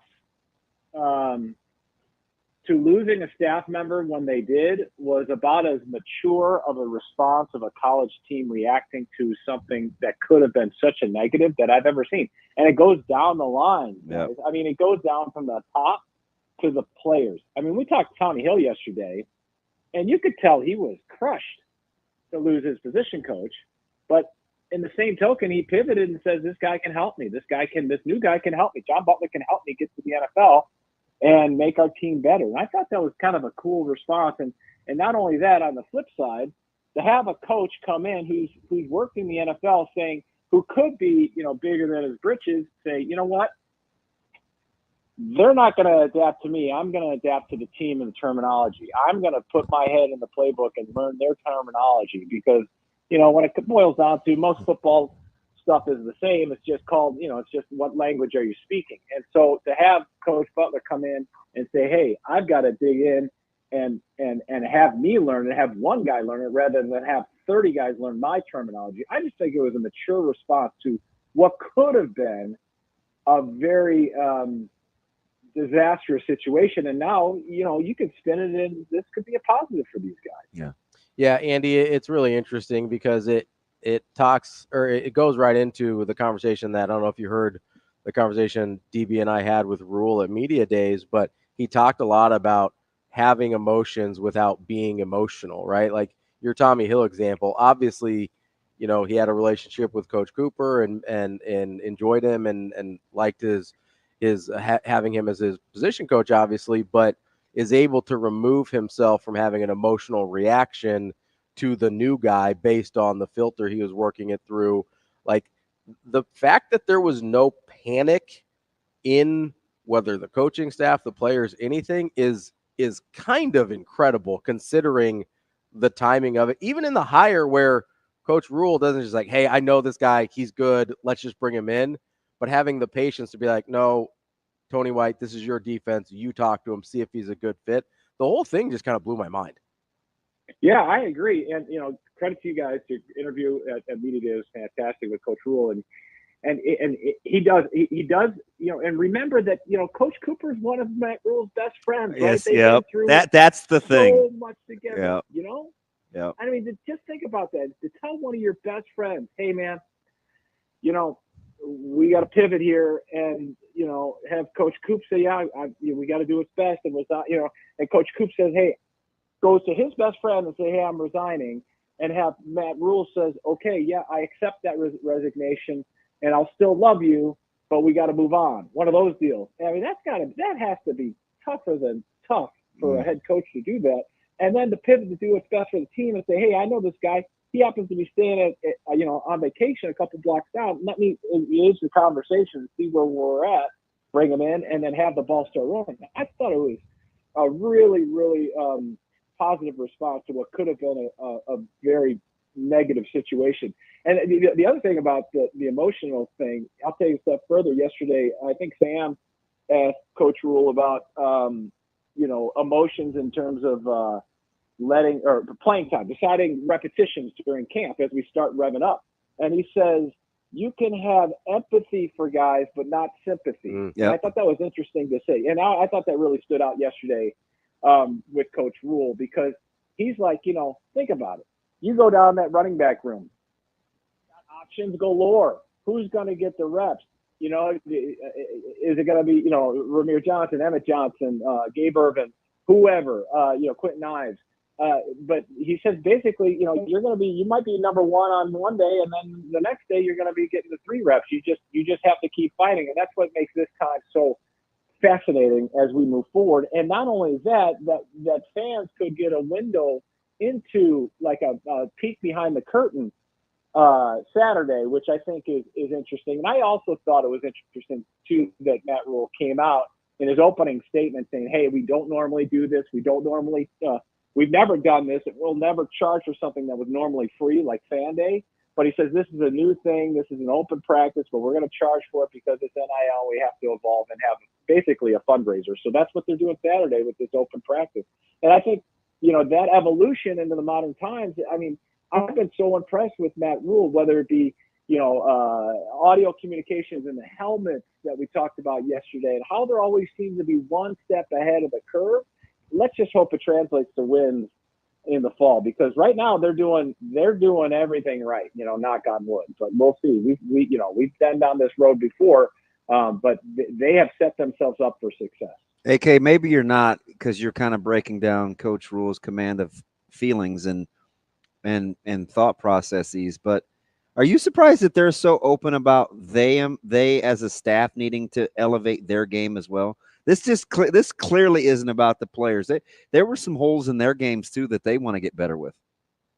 Oh, no doubt, DB. We talked about it. Clock management is one. How they prepare practice-wise and how they can get better in terms of eliminating or cutting down turnovers. How to force traveling better, being smarter. Like yeah. No question. Even stuff like what side of the field are you going to coach on? I mean, trying to talk about taking a self-inventory from the top to the bottom, that's, I think, will help this team moving forward. And I know it's the end of July. Everybody's drinking the Kool-Aid at this point because of what's in front of them. But I'm telling you, I mean, it does feel different. And I know I go into every season pretty positive. But, when I talk to people, you got your Husker fans that are just like, oh, I'll believe it when I see it.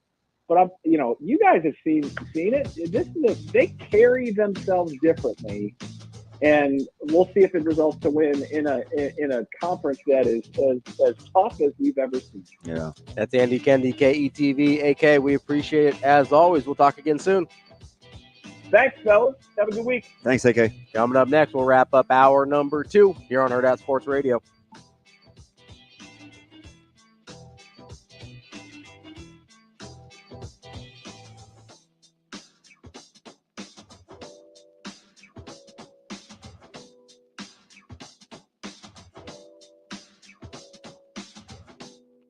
We will be back.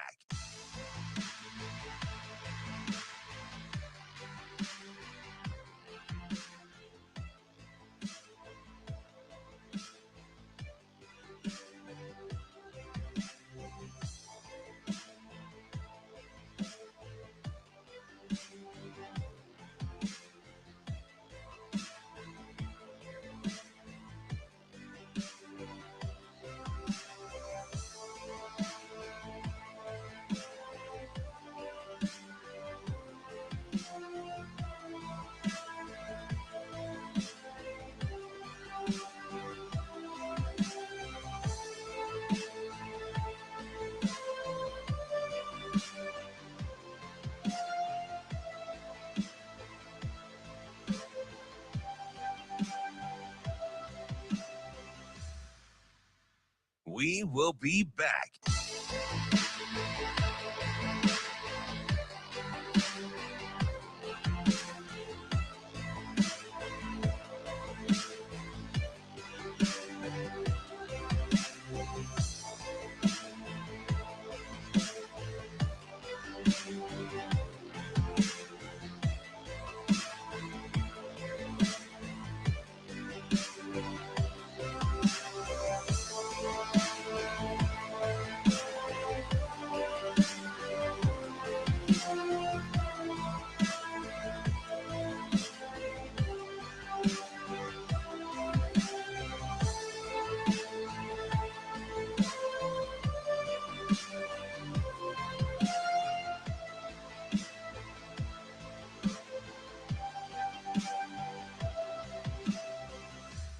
We will be back.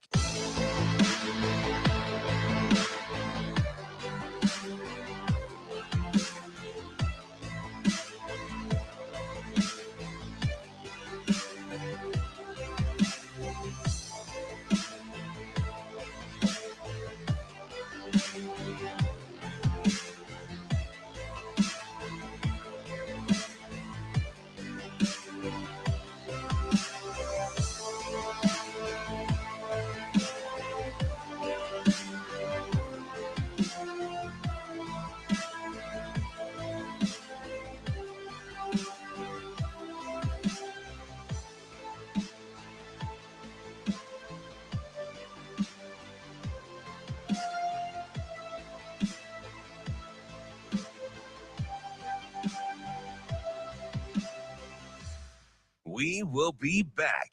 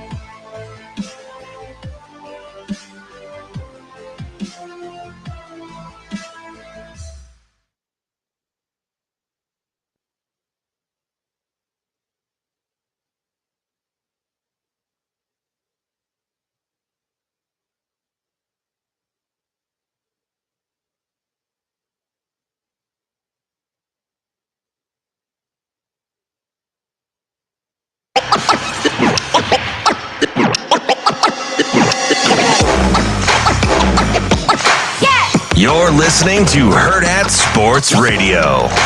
We all have emotion. Yeah. We need to live with emotion, but we can't get emotional. We can't have it override us. It's a t-shirt. Have you guys, have you watched Inside Out too? Have you seen Inside Out too? Yeah. Not yet. On we. Have you seen it? Have you seen I it? have. But I mean, like, it's like I try to tell guys all the time about anxiety. Like everybody has anxiety. Everyone's anxious. Is it disrupting your life? And so it's like, and the movie does that so well. I was like, man, this is the best movie I've ever seen. But anyway, it's the same thing with this. Like, yeah, I get emotional. Yeah, I get fiery. Yeah, I get upset. Yeah, I'm passionate. Yeah, I recruit people when they don't come. I'm like, man, but I don't allow that to rise to the next step where it affects my decisions. Like, he who angers you owns you. Like, so I'm going to just walk away from it.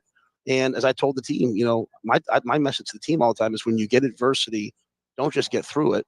Find a way to make it better. So if a great player says he doesn't want to come, go find someone else that's fits us better. And that just kind of cascades throughout the entire team. And I think when you lead that way, I'm trying to get our team to become an unemotional team. Like, how do you win these close games? Being very unemotional. Not playing with great emotion and passion, but not like, we're up or down. People talk to me about something that happened in 2021. I'm like, oh, come on, my man. Like, so like, and I get it. Like, and that's fun, right? That's fun. That's what drives shows and all within the locker room, within the building. Man, let's not be emotional. Let's just attack every single play every day and see what happens. Wrapping up hour number 2 here on Hurrdat Sports Radio, AM 590, ESPN Omaha, ESPN Tri-Cities. That's DB. I'm Ravi Lulla. That was Coach Rule from our conversation with him last week at Media Days. That was so good. Incredible answer there from Coach Rule. I don't want to toot my own horn, but set up by a pretty good question by somebody. I don't know who. Well, you know what's interesting though is that's that's a great question. It's going to spawn a lot of other things because we'll talk to Jordan Larson. Yeah. I had a chance to talk to her. Sent her the message yesterday. Yeah. Reached out, and I was talking with her about Inside Out 2 and emotions because, again, if you didn't go back and read the article or the sit down that she did at ESPN, there's a lot of takeaways. You didn't know whether to be encouraged or surprised. There were a lot of emotions. What I liked about it was I didn't feel like I had to feel like it didn't seem like they tried to like put a positive twist on the end, or it was just like, hey, this is a real person's journey. It's not over yet. Yeah. And so I don't have an answer if it's a happy or a sad story yet. I was captivated. Yeah, it was incredible. And I was like, shout out to Aishwarya Kumar who wrote that story. I was like, hey, Jordan. Yeah. Can we talk to you? It's like 6 degrees of separation. Yeah. You know what I mean? For sure. Like I immediately could. You related to what I understood. Yeah. I understood what she was describing. And I don't want to spoil our conversation that we're going to have with her, but man, there was something that she said about grief while grieving her mom in there that I wish I could just, and I probably won't do this on the air because that's awkward, but like, she's like, when am I going to get through this? When am I going to be over the grief? Like, when do I get to the other side? And I just want to tell her like, hey, the other side isn't the goal with grief. Grief changes you. You're just a new person now, right? And like, I think people, when they grieve, trying to get to the other side actually works against them. Yep. Right? I've talked about him before. My buddy, his wife passed. She was like 40. Like, it was unexpected, out of nowhere, horrible thing, right? Just woke up one day and she was gone. And I think well-meaning people just kept wanting him to, like, oh, well, when's he going to get through this? Like, when's he going to get to the other side? And it's like, he's not getting to the other side. He's a different person now. Like, and once you realize that, there's a freedom there. Because at a certain point, as the person who's gone through it, you feel guilty that you're not through it yet. And it's like, that's not the goal. Getting through it's not the goal. Oh, yeah. Just becoming the best version of the new you. That's the goal. And I wish. And you've got to be able to rest in that too. Yes. Otherwise, it'll eat you. It can spark conflict internally. It really can. And so like I don't know if she listens to the show or not. I hope she does, and I hope she hears that, because that when she said that, like, it broke my heart. I was like, don't try and get to the other side. There is no other side. This is just a new person that you are now.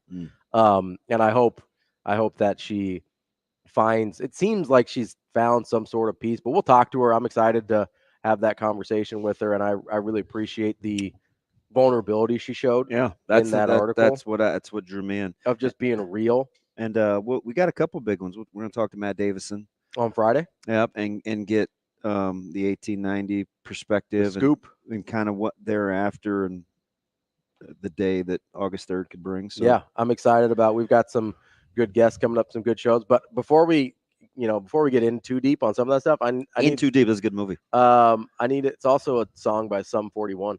Sum 41. Sum 41. SUM. Sum. Oh, okay. Like Sum of All Fears. That's also a movie. I've skipped fast forward through it. I wanted to make I watched To Kill an Irishman yesterday. I wanted to make a bold proclamation. We're making a prediction here. Okay. You ready? Based on the conversation we had with AK, based on the comment that Shane played coming out of the break with Coach Rule. Okay. You ready? Yep. Nah. As Bill Simmons would say, get the TikTok cameras ready. Okay. Nebraska's winning the close games this year. Full stop.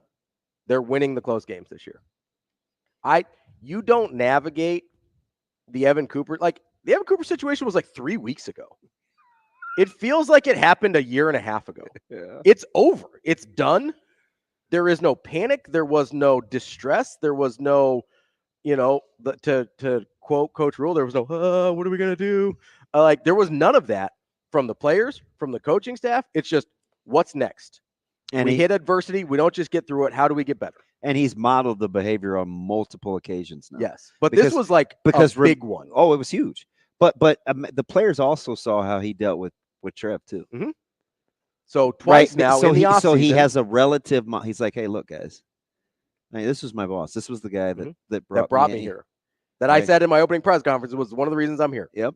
Who's done X, Y, and Z for you. And both of the people that I said the reason I'm here are both gone now. Guess what? Doesn't matter. Yeah. And now one of my best friends, who's been with me every year that I've been a head coach, gone. Mm-hmm. Guess what? What's next? Nebraska's going to win the close games this year because that's their mindset now. The Evan Cooper thing would have broke previous year teams. In July, the season could have been over. Yeah, for sure. Like the season could have been done on the spot before fall camp opened because you didn't have your secondary coach. The defense was supposed to be the linchpin. You were relying on them to hold the water while your freshman quarterback and his figured it out. His personality was so dominant in that room. 100%. When we talked to Gift, did you get any indication that there were any issues? Mm-mm. Not a one. I borderline forgot they switched secondary coaches when talking to Gifford. Yeah. I think the thing, I listen. So I go back and forth, and it's like I only have so much bandwidth, like my capacity to cheer and root for. So after yesterday, and I like him, like I'm a huge fan. I'm like all in. I'm putting my emotions in the Coach Satterfield basket. You love that dude. I do. Yeah, I do. I like his temperament. I like him more and more the more I hear him. Right? You know what turned me on? It was a couple days ago. You know what turned me on him? What? Oh, yeah, I wasn't very good at that. I'm better at this. Glenn's better at that. And I'm like, I'm in. Let's go. Yeah. I appreciate people that can do that. You're a big self-awareness guy. Huge. Yeah. Thank you, guys. It's the thing I wondered, I'm sure you remember, I would rail against Frost and staff for no self-awareness, no accountability, right? And I got to the point where I wondered if I was asking too much. I was like, is that not a realistic thing to ask from a coaching staff? I am all in on cheering for Coach Sat. Number one, I knew a little bit of what was going on behind the scenes. Sure. But then I love Coach Rule's analogy about, who doing surgery on the train. Yeah, like who put these stitches in? Hey, man, I'm trying to save the guy's life. It's like, well, he didn't bleed out on the train, so I think I did pretty good. But he does have some company because my affinity for the way Coach White teaches and his aptitude. And so explaining the hiring of Butler and him being empowered and like being on the same wavelength, because I can't tell you how important it is. Like one of the things that I love best about all the good staffs the teams that have won that I've been on, the staffs got along unbelievably well.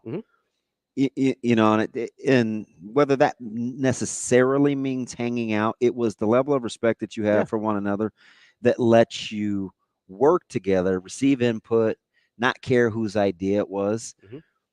It's a direct correlation. You very rarely can have good teams in crunch time with dysfunctional staffs. You have to be uber talented. Who was it yesterday? It was either White or Satterfield. I don't remember which one I was listening to, but one of them said you're assuming positive intention with the guys, right? Whether it's if you're assuming positive intention within your coaching staff, then it's way easier to be on the same page. Do you know how many times I've had conversations with people, and usually it's on a personal level, I'll literally say, you don't have to assume the worst. Yeah. Stop starting with a negative supposition. Like it's paralyzing. Can I just? And so it's like, again, I'm sitting in the gas station yesterday and I'm like, I'm not turning this off because there's so many life practical applications to it. It's like, how can you not want to, this isn't Kool-Aid. This is how to do life. Yeah. If they win games, that's great. Yeah. But this is how to do life. And guess what? I'm making my prediction. They're winning the close games this year. Oh, if they do that, because this is I'm putting my money where my mouth is. This is the thing I complained about with Frost. This is the thing I said was the problem, was the no self-awareness, the no accountability, and that led to the panic and despair and everything else. Well, guess what? They fixed all that. So now it's time to win those close games. Yeah. That's where I'm at.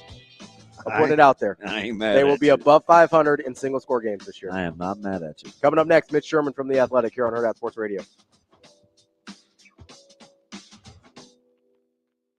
We will be back.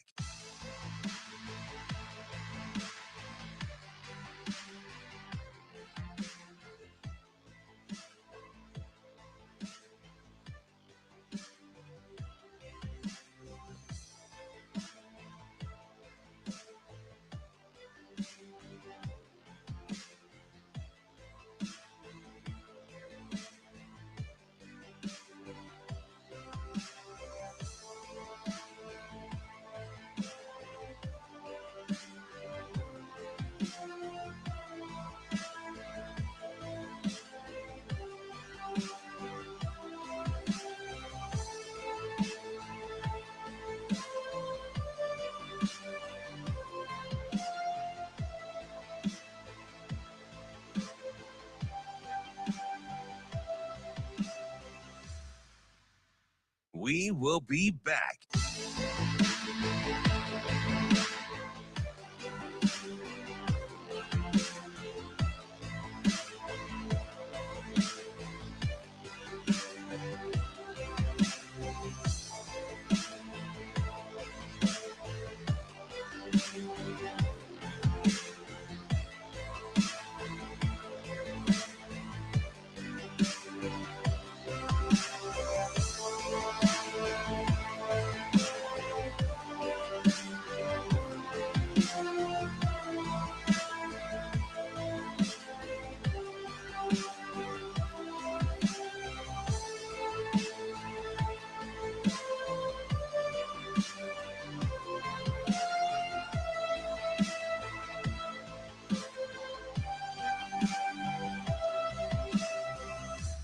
We will be back.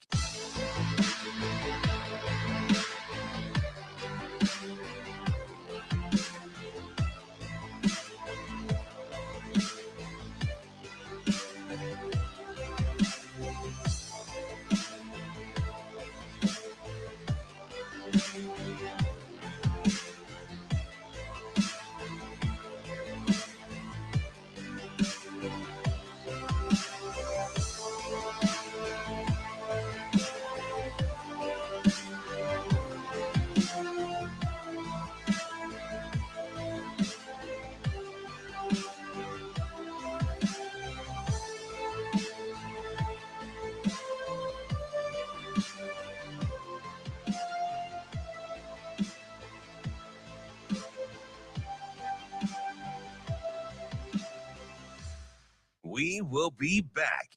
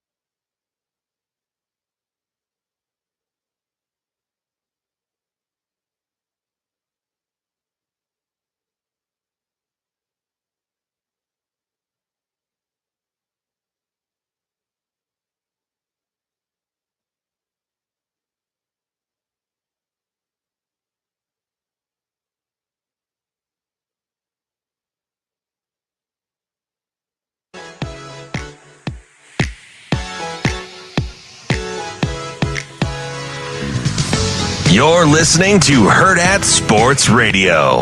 That's the cool thing is the veteran guys that we brought in.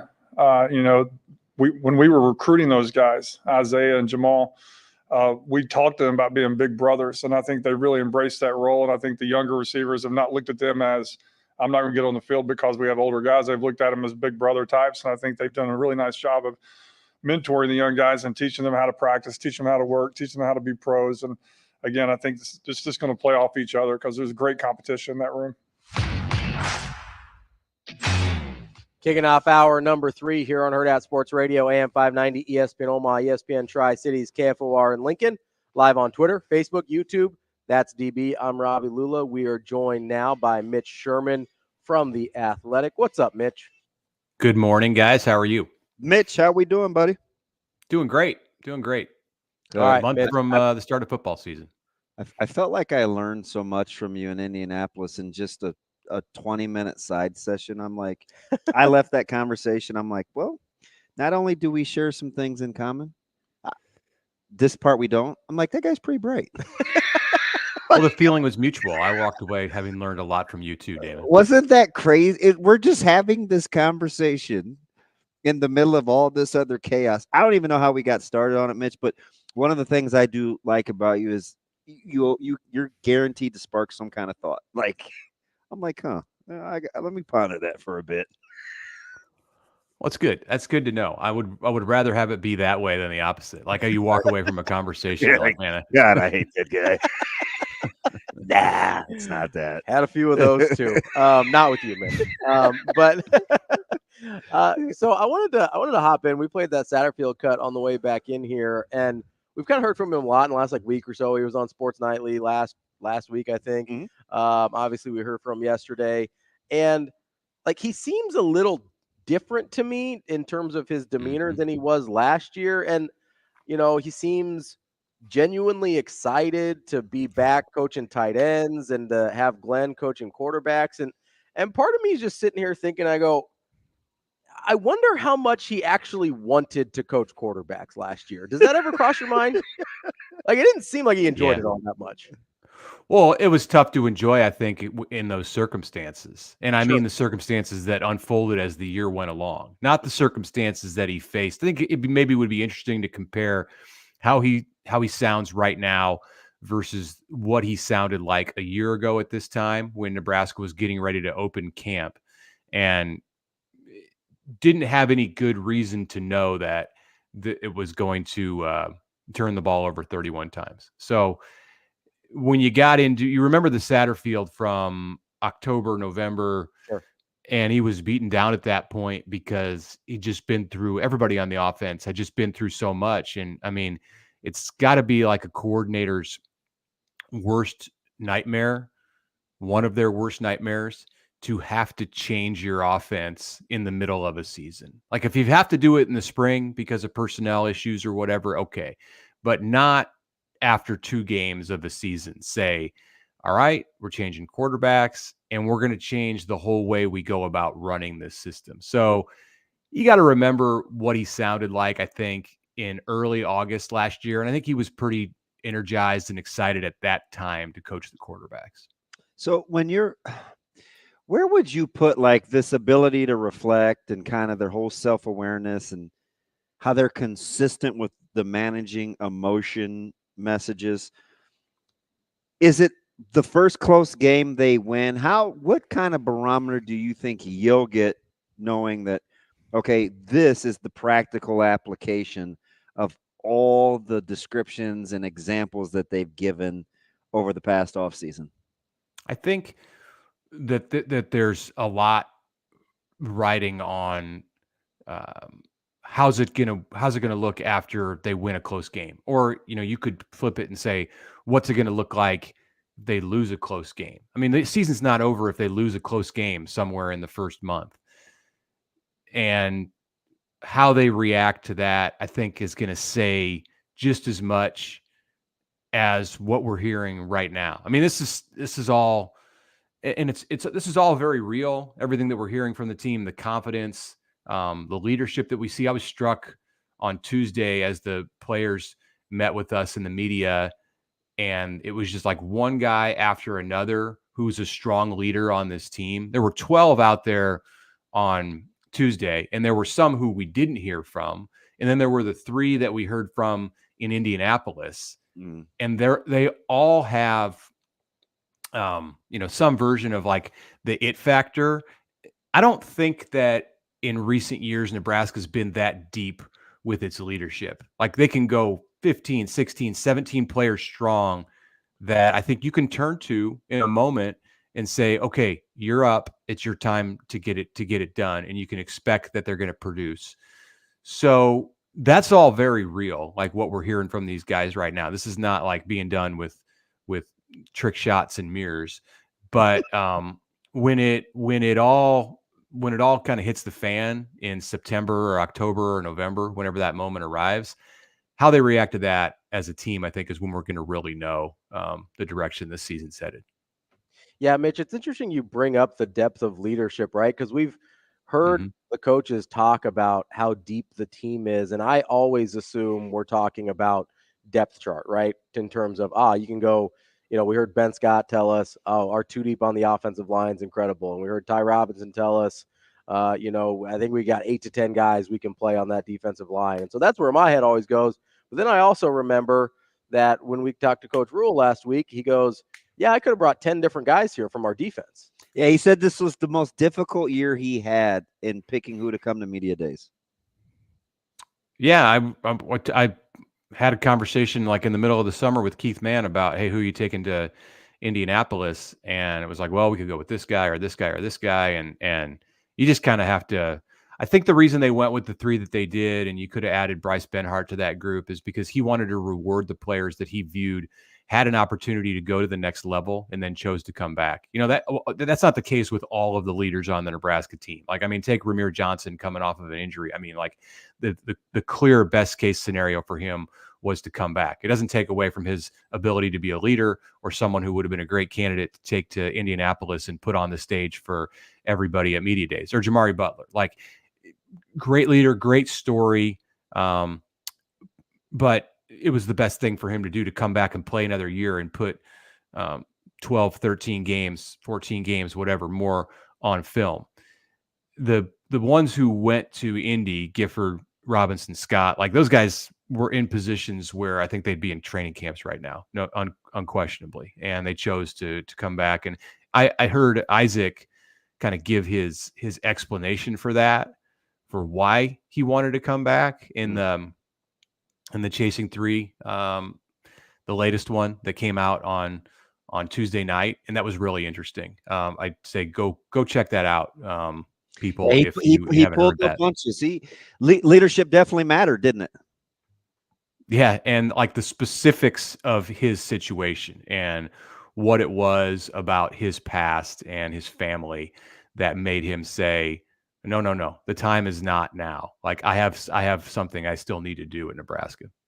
It seems like Coach Rule has this uncanny ability to reward the things that he cares about most within his football team. So you mentioned the kind of the loyalty of guys coming back that had opportunities to go play professional football, and that you probably wouldn't disparage for going to go play professional football, but they were loyal. So he wants to reward them with getting some spotlight in Indy, or, guys like Jamari Butler or Tommy Hill getting featured on the Chasing 3, or even as all these guys hit their weight goals or their macros or whatever. Like, how much does that matter, do you think, within the building of the culture of constantly rewarding these things that you want your team to be about?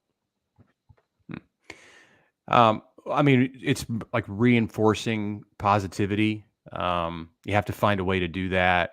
I think 12 months out of the year, it can't just be, hey, we won a road game, so like we're going to eat a great meal after the game, or we're going to have steak, on Sunday night at the facility or whatever. Like, those are all nice things, but like it has to happen. They ask these players to invest all year. So whatever the way is that they reward successes, small wins, wins don't always happen on the field. It can happen in the, whatever, in the training table, because the guy's eating right. And like all of those things should be celebrated. And I think that's like a core belief in Matt Rule's program. The more you know, surprised. That's the way that it should be. When you kind of parse through the interviewing process and how integral the sit downs and the autonomy that Coach White had with Coach Butler. Yeah, that was an interesting storyline to unfold, and I think it was fascinating. Yeah, Rule talked about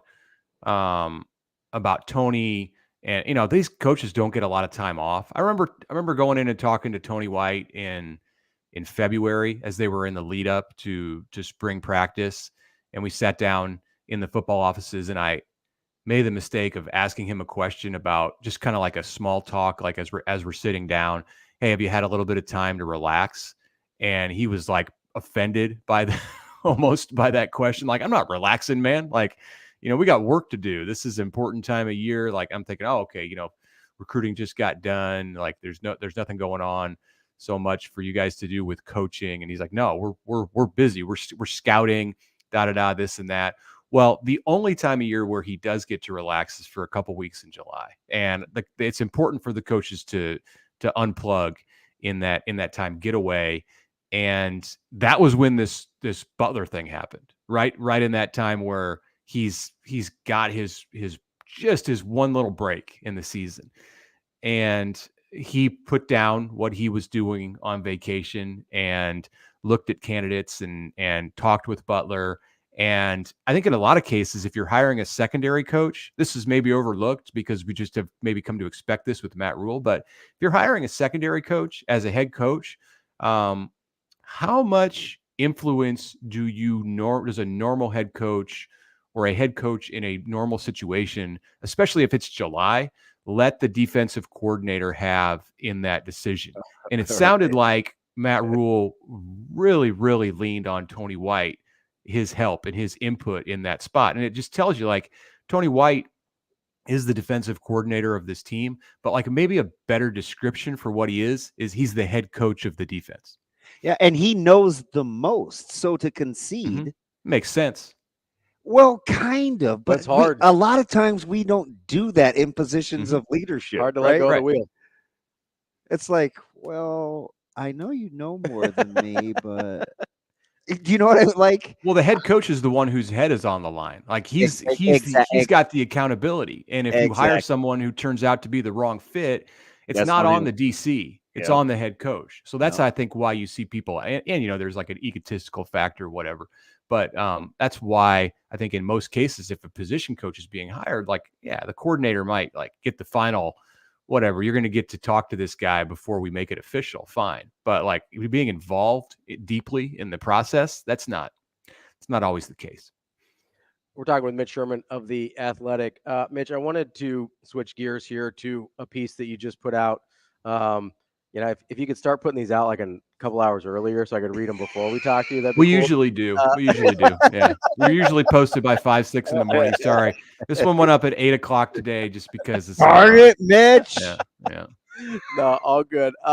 There's a lot about Dylan Raiola in there. I'm sure a lot of people will be interested to read that. But what were some of the takeaways from your story? I mean, the headline is, this guy's obsessed with being really, really, really good. I know you get into some of the coaching input he's had from, like quarterback coaching specialists and stuff like that. But what did you take away from that maybe you didn't know before? Well, I've been thinking about this story and like planning it out in my head since the spring game when Dylan went to the microphone and somebody asked, what are you going to do next? And he said, well, I'm going to Kansas City to see Bobby.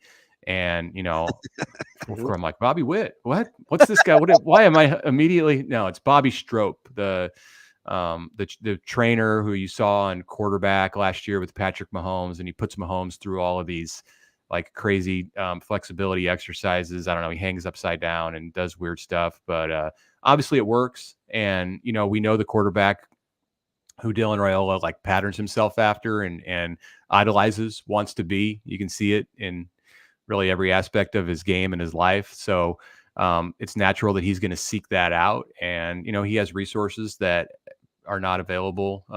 We're never available to a normal college quarterback or certainly a freshman quarterback, but because of his dad's connections in the NFL and because of resources that Dylan has through, NIL, he can do things that are different than just about anybody who's come into this position before him. I mean, think about like Tommy Frazier, the greatest quarterback in Nebraska history, and 30 years ago, as he started his career, like what he had at his disposal. Like, great situation, like great player out of high school, similar to what Dylan Raiola is, but like he wasn't flying around the country to go meet with like NFL coaches. He wasn't like taking his receivers on a trip to Texas or, certainly I don't think he was taking the offensive line out for pizza and footing the bill. So it's just a different world that Dylan lives in, and he can kind of act like an NFL quarterback. And I think that's like the fact that he spent much of his life around NFL quarterbacks. Like, it should not be lost in this discussion. Like, he's watched what those players did and the way that they acted and the way that they interacted with their teammates and sought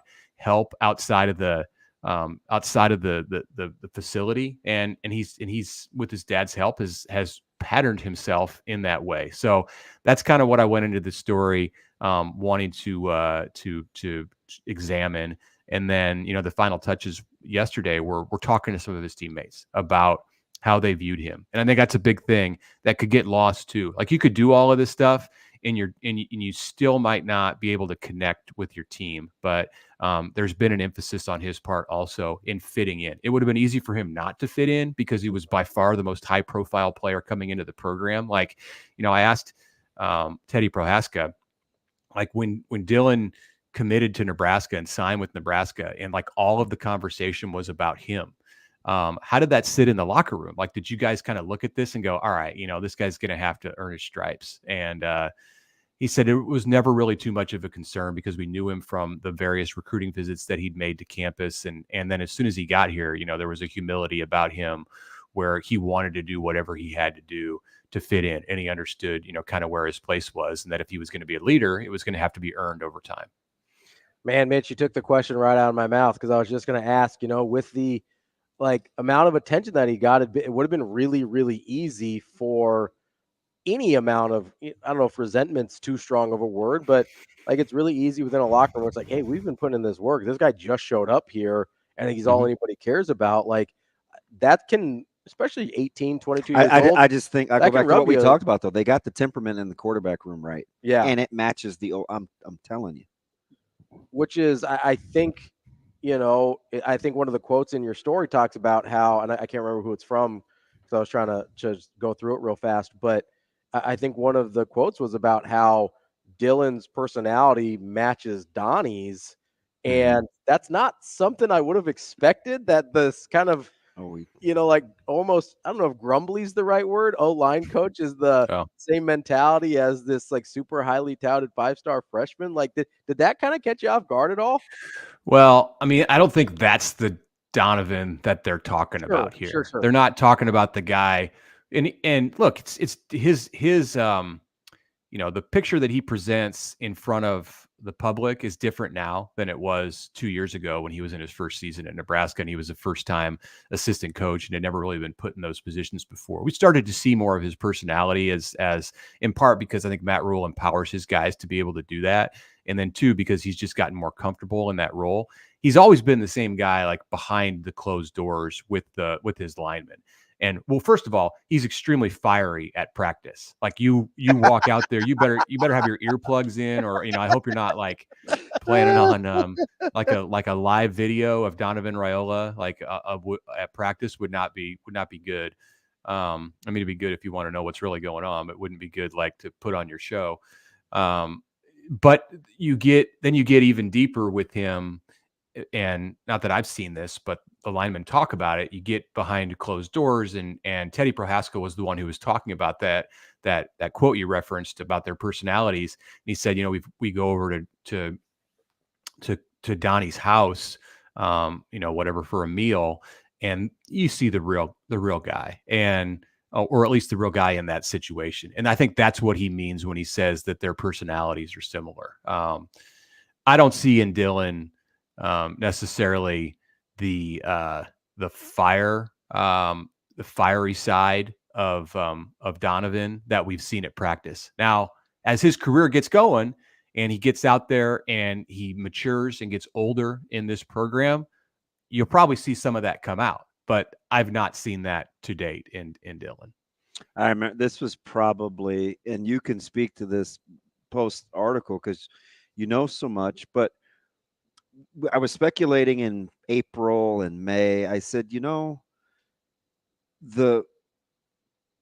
D-line modeled what they wanted their room to look like after the O-line room. After the O-line, they watched them work together, share, raise the floor, have each other's back, tuck their shirts in, kind of look the same. And I told Ravi, it seems like and I use Kalen's ability to continue to compete, say all the right things, champion the cause. Harburg being unselfish, never skipped a beat, still says all the right things.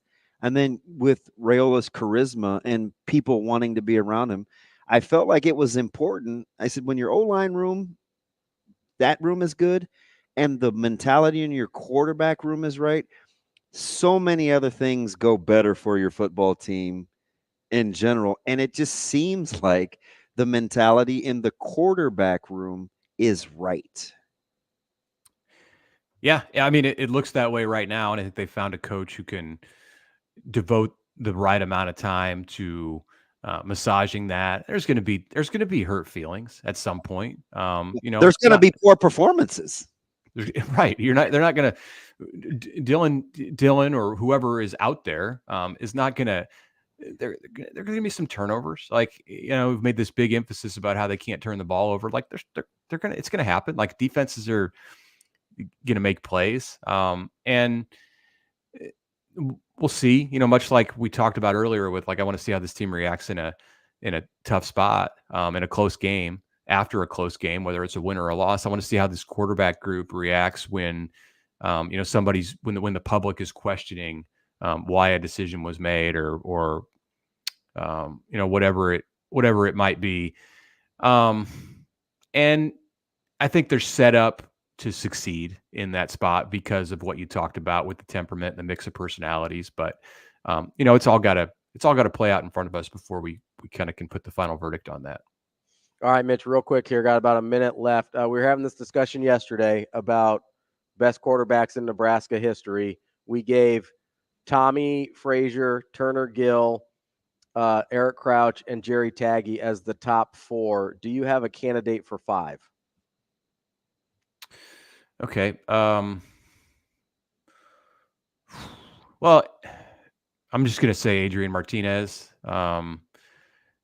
That's a start. Steve Taylor's in that discussion. I say Martinez from the standpoint of, like, just sheer talent. His situation was difficult. And if you're basing this on what a quarterback is most often judged on, and that's wins, then he's not going to get that spot. But, like, the 4 years that he started at Nebraska, his talent and just ability to make plays was undeniable. I'd also look at Taylor Martinez. He had a just crazy talent himself, not as well-rounded as Adrian. It was more just an athlete out there playing QB. So if I'm basing it on success and the ability to win, Steve Taylor, you put Scott Frost in that conversation. And if it's just sheer talent, Adrian.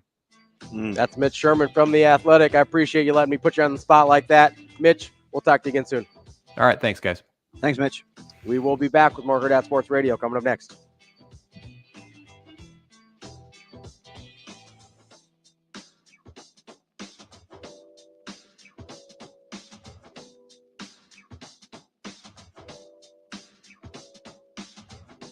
We will be back.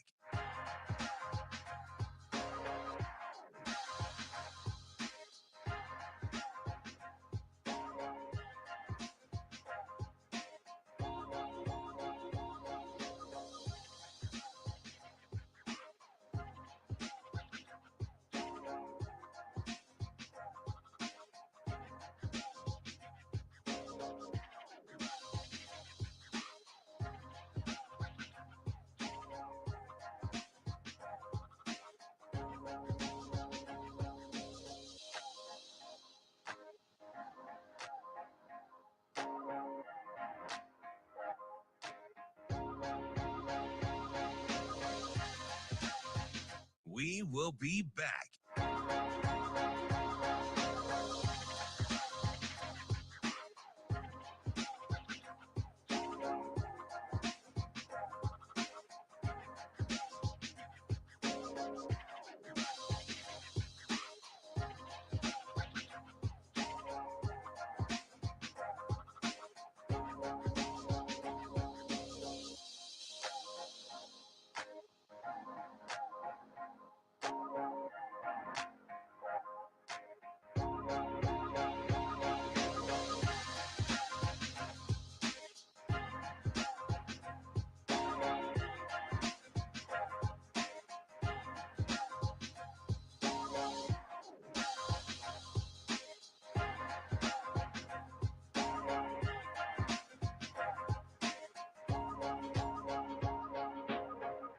We will be back.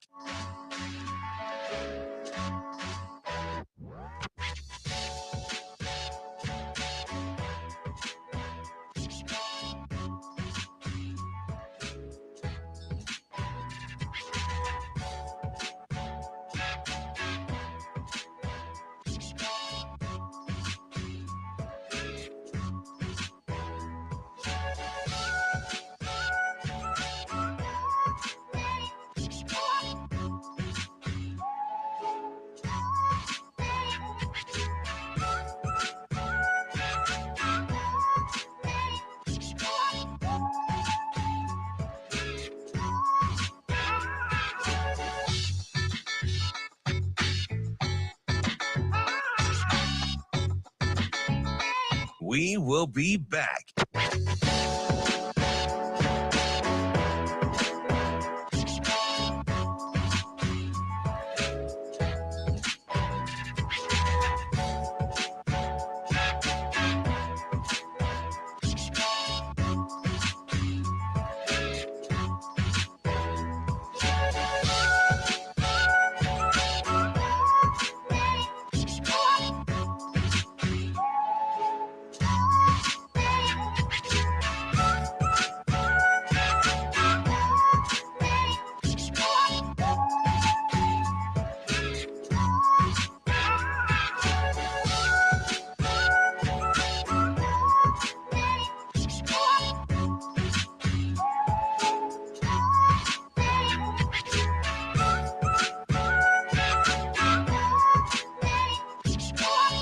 We will be back.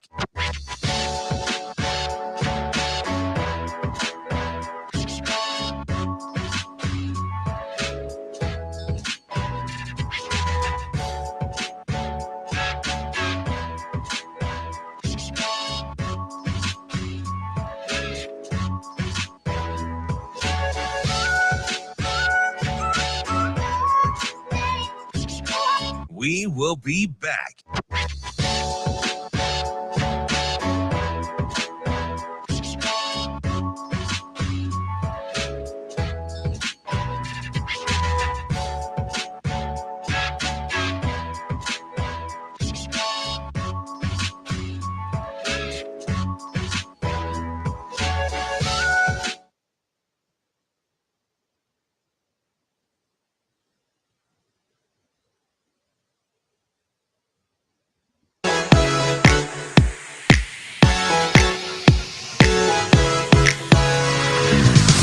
You're listening to Hurrdat Sports Radio. No. Honestly, the things I worry about with our guys, like just as a coach, not our guys, just in general, worrying about 18 to 22 years old. I worry, please don't do this. Please don't do this. Please don't do this. A video game doesn't fall into there very often. You know, the only person I've had to deal with on the video game is Bryant Rule. I've had to call him when I've been out there and be like, if your mom tells you to do one more thing and you don't do it, he's helping out in training camp. I'm like, you're fired. You're gonna be the first person fired. Put the game away. And I wouldn't let him bring the game. He's moving in the dorms. I would not let him bring the game here. You know what? When you play the game, and I'm sorry, whatever. So our guys are fine. Sorry.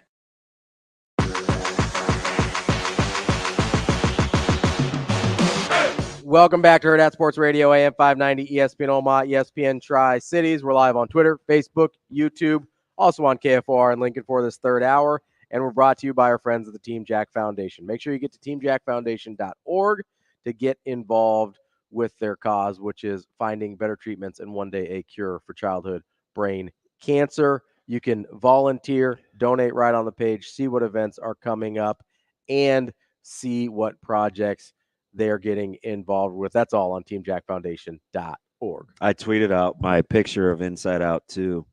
And anxiety is at the controls, and I think people are hitting panic mode. It's not very good on my part. It was the only reason I tweeted that out is because we were getting ready to talk about Coach Rule's examples, and he talked about managing anxiety. Yes. Not that you personally are having anxiety about the season right now. Yeah, no anxiety. Everything's good. Just woosah. I'm it's good. Cool.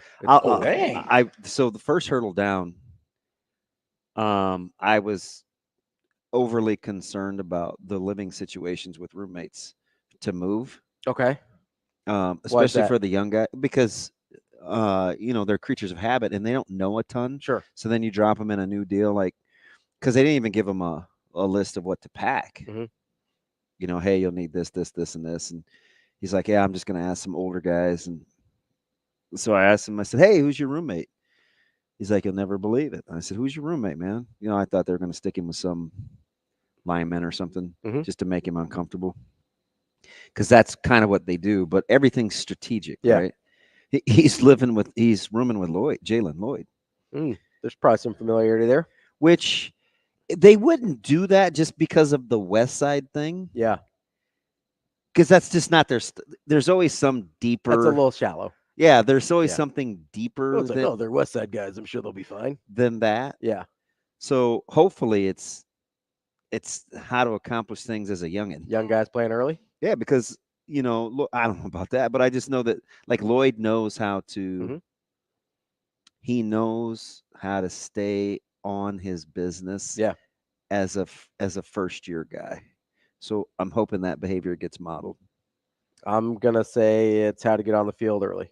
Well, no, I just think you just don't have to worry about foolishness with Jalen. Yeah, I like guys like that. Me too. That's why I like Donovan. No nonsense. I was like, perfect. Yeah, that's a great roommate. Oh, but they play the same. Nah, man, you don't worry about that. Yeah, because at the end of the day, that's not gonna matter, right? They'll cheer for one another regardless. Right. And well, if you want to win, they will. Yes. Right. Right. Well, you have to be able to get to the Nashes of the world or the Ties of the world that can cheer for Nash or Sua or Van Poppel or the Ben Scotts of the world how about how his eyes lit up when he's talking about Justin Evans Jenkins? Oh yeah. Right. And then Justin Evans Jenkins at one point is Yeah. going to probably take over his position. Now maybe Yes. Ben Scott's gone. Right. But just the enthusiasm, and I said, yeah, definitely, because I've seen him. Well, and this is a guy that I just seen him in practice, and I'm like, yeah, definitely not a fake tough guy. And he goes, no, this not is at a all. guy that Ben Scott came in from Arizona State, probably with some reasonable expectation to start. Yep. And then Justin Evans almost threw a wrench in that, right? And still Ben Scott has this sort of glowing admiration for Justin Evans. I think Ty Robinson was telling us, because we asked him about, like, hey, like some of these guys are probably taking snaps from you. Like, how do you feel about that? And he's like, oh, it's great. He's like, those guys are getting better. And then Nebraska ends up getting better. And he goes, it's a long season. We're all better. And I was just like. And I was like, you sound a lot like your coaches.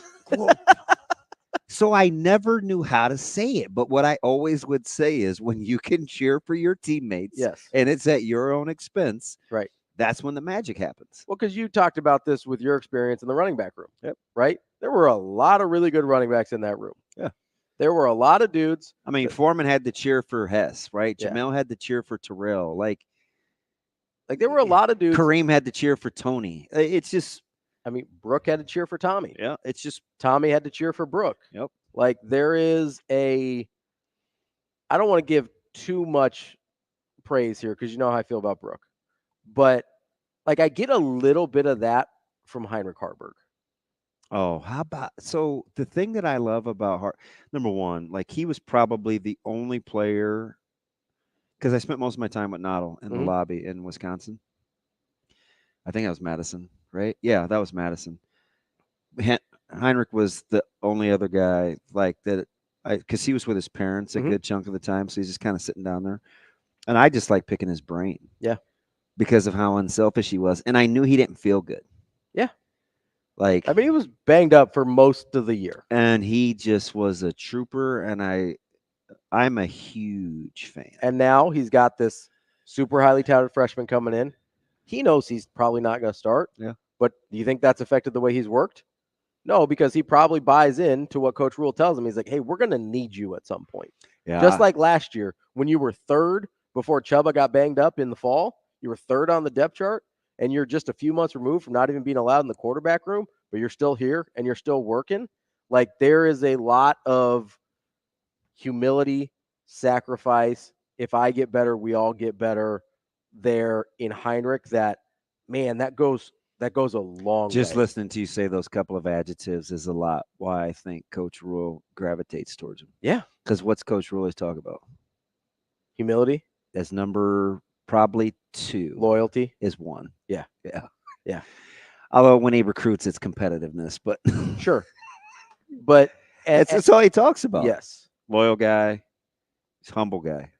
Because there's, as much as we talk about physical attributes that you can't teach, there's some emotional and mental attributes that are pretty hard to teach too. Yeah, and they're so confident in their development. I think they worry a lot less about the physical, Especially if you've got kind of the blueprint base level of athleticism. Yeah, right.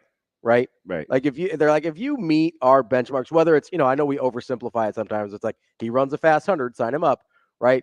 Like that's an oversimplification. And we heard one of the staffers we talked to, I don't remember if it was Vince or whoever, that was talking about all the kind of the different. Oh, it was the little genius. Yeah, was it Michael? Vince. It was, what's his name? I'm pretty sure. Isn't it Michael? He's the guy that I like that handles a lot. The scientist. Yes. Yeah. That and he's talking about, hey, it's X, Y, and Z markers. That dude's amazing. Yes, genius. I followed him around like a puppy at practice one day. I was like, hey, man, I hate being that guy. I'm just trying. He's like, no. So I was just like, write this down, Yeah, he's phenomenal. Hey, if you hit X, Y, and Z markers, it's like kind of what the things that our friends at Matrix Analytical are trying to do with their CAT system, right? Yeah. If you hit X, Y, and Z markers, they know it's like, oh, we can turn that guy into a football player, right? That's fine. You know what's hard to turn into a football player? A guy that's not very competitive. You know what's hard to turn into a winning football player? A guy's not very humble. Yeah. You know what's hard to build a team with? A guy's not very loyal. That's why I gravitate kind of to those teams that have their system and they don't waver. Yeah. I mean, people get mad at me. You like Iowa?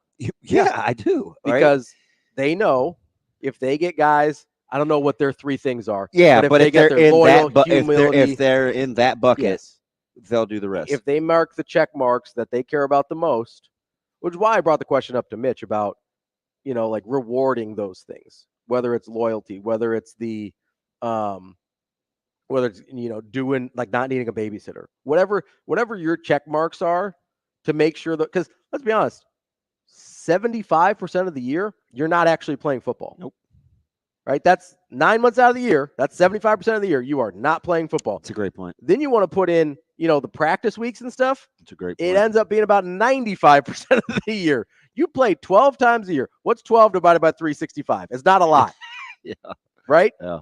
About 1% of the time you're actually playing football. So you better love all of it. Yeah. You better care about all of it. You want to try to sneak Fred in? Yeah, before? Fred, you got like 30 seconds, bud. What do you got for me? Fred, what's up? You there, Hello? Fred? Hey, Fred, you there? Real quick here, Fred. What's up, buddy? I've got a question for Damien. Now that you've been around Coach Rule for a couple of years and you've seen how he's operated and how he coaches, have you picked any pointers up in your own coaching style and adopted some of his ways of doing things? Yeah, absolutely. Almost every day. But my favorite Appreciate the call, Fred. My favorite is making sure you set the parameters for what business is going to be like, and stick with that. Yeah, like his consistency in delivering the message. He doesn't waver from No. the accountability and the way to do things. How many guys repeat it now? I'll say, and you know how it's true? You know why it never wavers? Yeah. Because everybody sounds the same. The players sound the same. The assistants sound the same. The coordinators sound the same. The staffers sound the same. Pull Christian Jones to the side one day. Yeah. Ask him, yeah. It is uncanny. Coming up next, we're going to talk MLB trade deadline with Bob Nightingale from the USA Today. We will be back.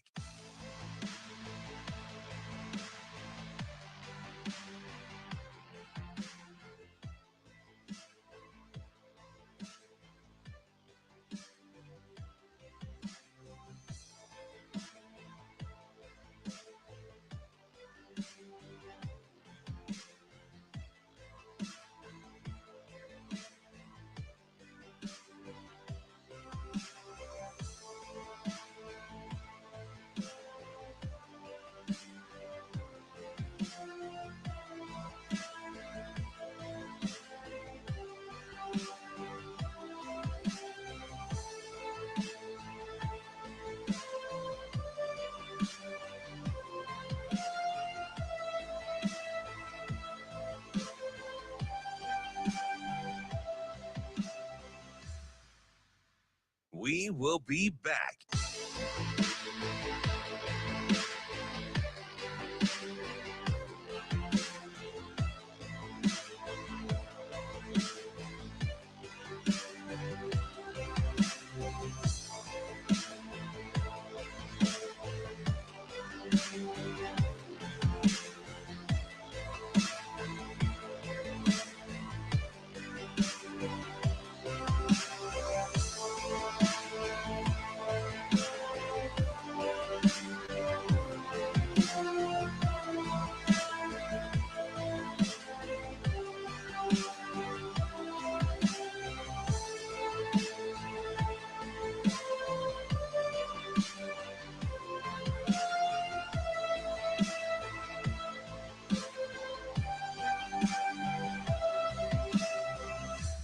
We will be back.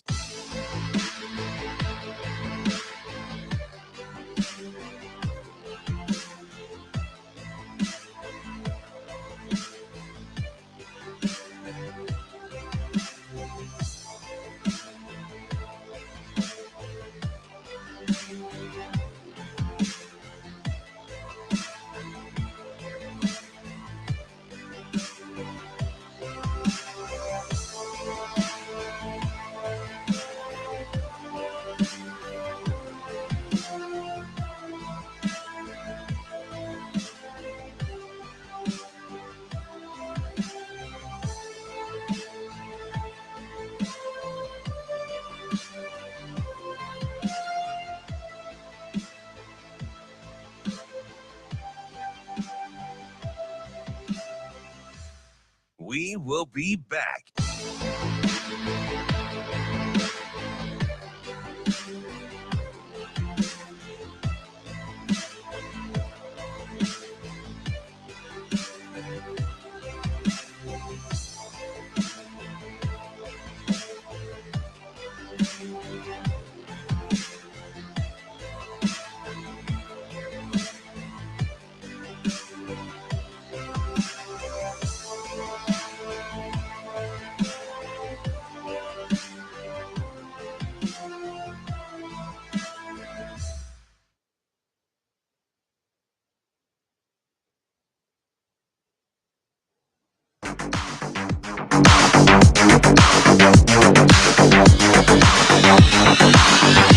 You're listening to Hurrdat Sports Radio.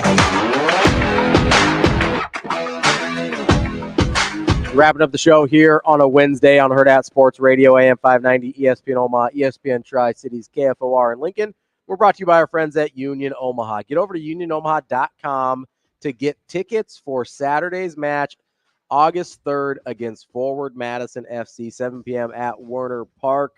Youth Soccer Night is the theme, and it will be followed by a Special Olympics Series match presented by Leonard Management. If you can't make it to that game, you can also check out the schedule, the upcoming matches, as well as do a little shopping on unionomaha.com. Everything you need to know about Omaha's soccer club.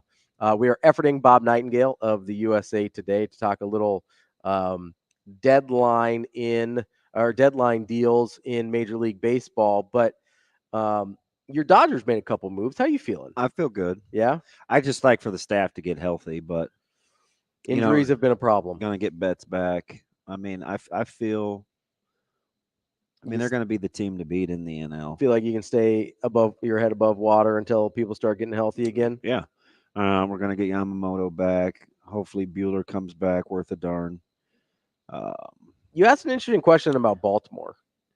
It just seemed like the Yankees should force their hand a little bit. I just felt like they would get busier. But you thought Baltimore would have gotten busier? Yeah. Yeah, I mean, and it's weird because Baltimore has the prospects to kind of do whatever they want right now. I'll tell you the team that I'm concerned about. Who's that? And I'm going to ask Bob when we get him. I think the Padres did the right thing. Yeah, about going all in? Yeah, shorten out the back. They addressed the back end of their bullpen. I'm color me concerned with fathers. We can certainly ask Bob Nightingale about that. He's a baseball writer for USA Today. Bob, how are you this morning? Yeah, doing great. How about yourself? Oh, I'm a little nervous now because I'm a big Dodgers fan, and I know they made their moves, but I do like what the Padres quietly did to the back end with their relievers. Is that the biggest threat in the West to the Dodgers right now? Do you think? Is it the Padres? I think so, although I don't rule out Arizona. Yeah, especially when healthy. Arizona's still very good, and they're going to get their pitchers back. I don't think they can catch the Dodgers. I'm not sure Padres can either. But, those are both threats. But, yeah, I mean, the Diamondbacks are right there with them. So, Bob, there's a couple teams. You put out a winner and losers list on usatoday.com from the trades that happened yesterday mostly. And there's a couple teams in divisions that are heading different directions based on the moves they made. One of them's really interesting to me in the AL West because Houston's been hunting down Seattle in a bad way. But you like what Seattle did more than Houston so far with their trades. Do you think that kind of maybe changes the tide and stems the momentum that the Astros have had over the last, couple months? It could, and we'll see what Kikuchi brings. He's been struggling lately. Yeah. But at least it's an arm, and they need something. I do like the aggressive moves Seattle made. They need some, bats, and then Rosarino likes the big time. So we'll see. But that's what Seattle really needed, and we'll see if it works. Yeah, I'm not sure about Texas. I'm not sure if they can. I know they've got some arms coming back too, but I'm not sure they have enough to vault in the first place. They've already won 4 in a row. They're going for the sweep against the Phillies. The Yankees obviously got better. Do the Orioles still have a move in them, or do you think that's about it? It doesn't seem like they match the Yankees' energy, at least at the deadline up to this point. No, that's the moves. I mean, they did get 2 starters, and with the particularly, you got Tanner Rogers, but particularly Zach Eflin should help. And they got another arm in Sir Anthony Dominguez. So we'll see. I think they have more all-around talent than the Yankees. I don't think the Yankees did much, really. I mean, we'll see. Jazz Chisholm is always very inconsistent. What he brings, and he may be the key. They didn't get the star they wanted. They thought they had a deal for Jack Flaherty, and it fell apart when they weren't too crazy about the physical. Yeah, good job, Dodgers. Yeah, right. So we'll see. I mean, everybody's got different views. Remember the whole Carlos Correa thing, and Correa's been fine with the Minnesota Twins. Yeah. So and he has had a bad back. So I mean, the Dodgers seem to thrive in those guys with injury histories and try to make sure they're okay come crunch time. So did you understand kind of with what Crochet was trying to accomplish with the multiple years left on his deal? I mean, he made it known what his intentions were if he were to move. Do you think that limited what the White Sox were able to do, or do you think the plan was to hang on to he and Robert Jr. anyway? No, they wanted to move both of them. They just never got the offers for Luis Robert. He's been way too erratic and striking out way too much. So people, really weren't offering much at all. I think Crochet just kind of torpedoed his own, trade value by saying that. It's one thing to want that, but for a guy who's only been, established guy for 4 months to come out and say that, it just rubbed a lot of jams the wrong way. But I don't think he would have gone to Dodger Stadium and looked Kershaw in the eye and said, "Oh, by the way, I'm not going to pitch October. See you guys later."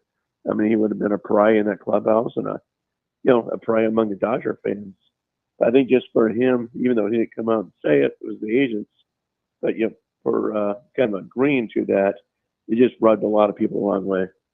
We're talking with Bob Nightingale from USA Today. Bob, I'm interested about how the Kansas City Royals operated. Obviously, they're one of the most talented young teams kind of in the league, and they decided to kind of go a little bit hard at the deadline compared to what you typically see from small market teams. How did you feel about how their move so far?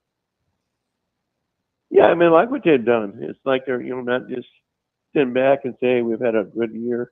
a bounce back year. We're going to try to make the playoffs next year. You know, it's almost like, hey, why not take advantage of this? So, no, I like the moves they made and didn't give up. You know, obviously they got a lot of prospects in years, you know, for being so bad, you know, just like Houston did and, you know, Baltimore's done. But so they didn't surrender any of those guys, and they're still right there. So I like what the Royals are doing. Yeah, it's interesting. And DeJong just walks right across the clubhouse in the deal.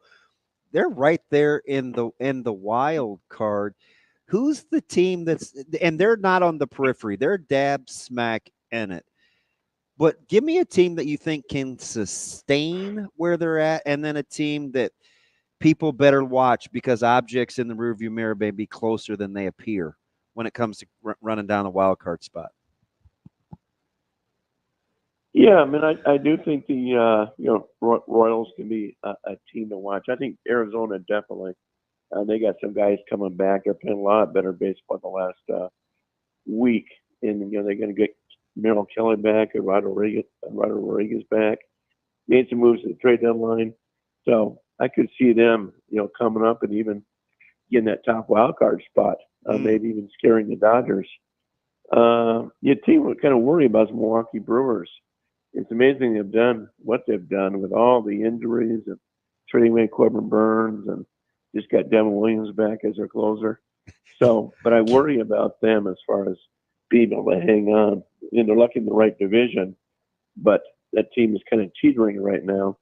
And I'm not sure they've done enough to prevent a fall. Hey, so when you look at them and the Twins, because there's some similarities there in terms of, wow, it's pretty impressive. Who's closer to being held together with duct tape, the Brewers or the Twins? Well, the Brewers and the Twins have the talent. They just have to stay healthy. That being said, I thought they should have done a whole lot more than they did. You know, just getting a little middle reliever is not enough. But yeah, I think the Brewers, with all the injuries, you're talking about trading away Corbin Burns, not having Woodruff or Miley, and Council changes dugouts. He goes to Chicago. Yeah, the GM left, and he went to the Mets. So, but yeah, it's amazing what they've done. I mean, right now, I think Pat Murphy probably the unanimous manager of the year. Bob, did the Red Sox do enough to get themselves back into a wild card position? I don't think so, but they didn't sell either. They were playing the sell all along in the way they're playing. I mean, Alex Cora's done an unbelievable job there. So, you know, going with what they have, I just don't think they want to give up part of the future and go for this thing. You know, I think realistically they thought. Oh, we lose him? Did we lose him? I think we might have lost Bob. Yeah, he's gone. That was Bob Nightingale from USA Today. Only about a minute left here. You can't be too upset. I mean, I didn't want him to go for it. Cutter Crawford's your number 3, man. I didn't want him to go for it. I'm like, your guy's like 6 and 8. I've been adamant all along. This is not a good baseball team.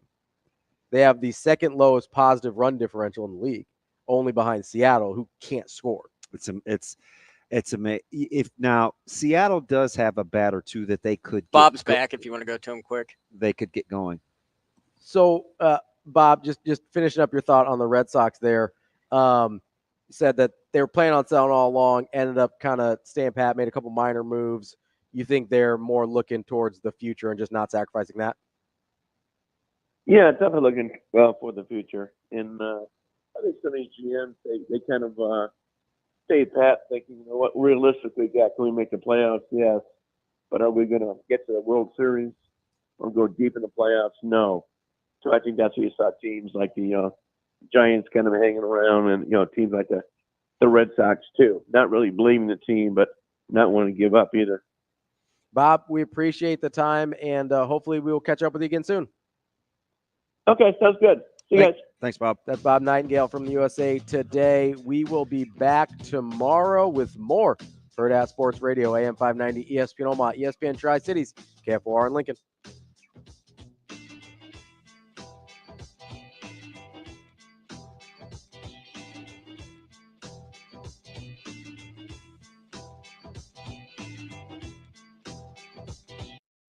See you. Have a good day. Love you.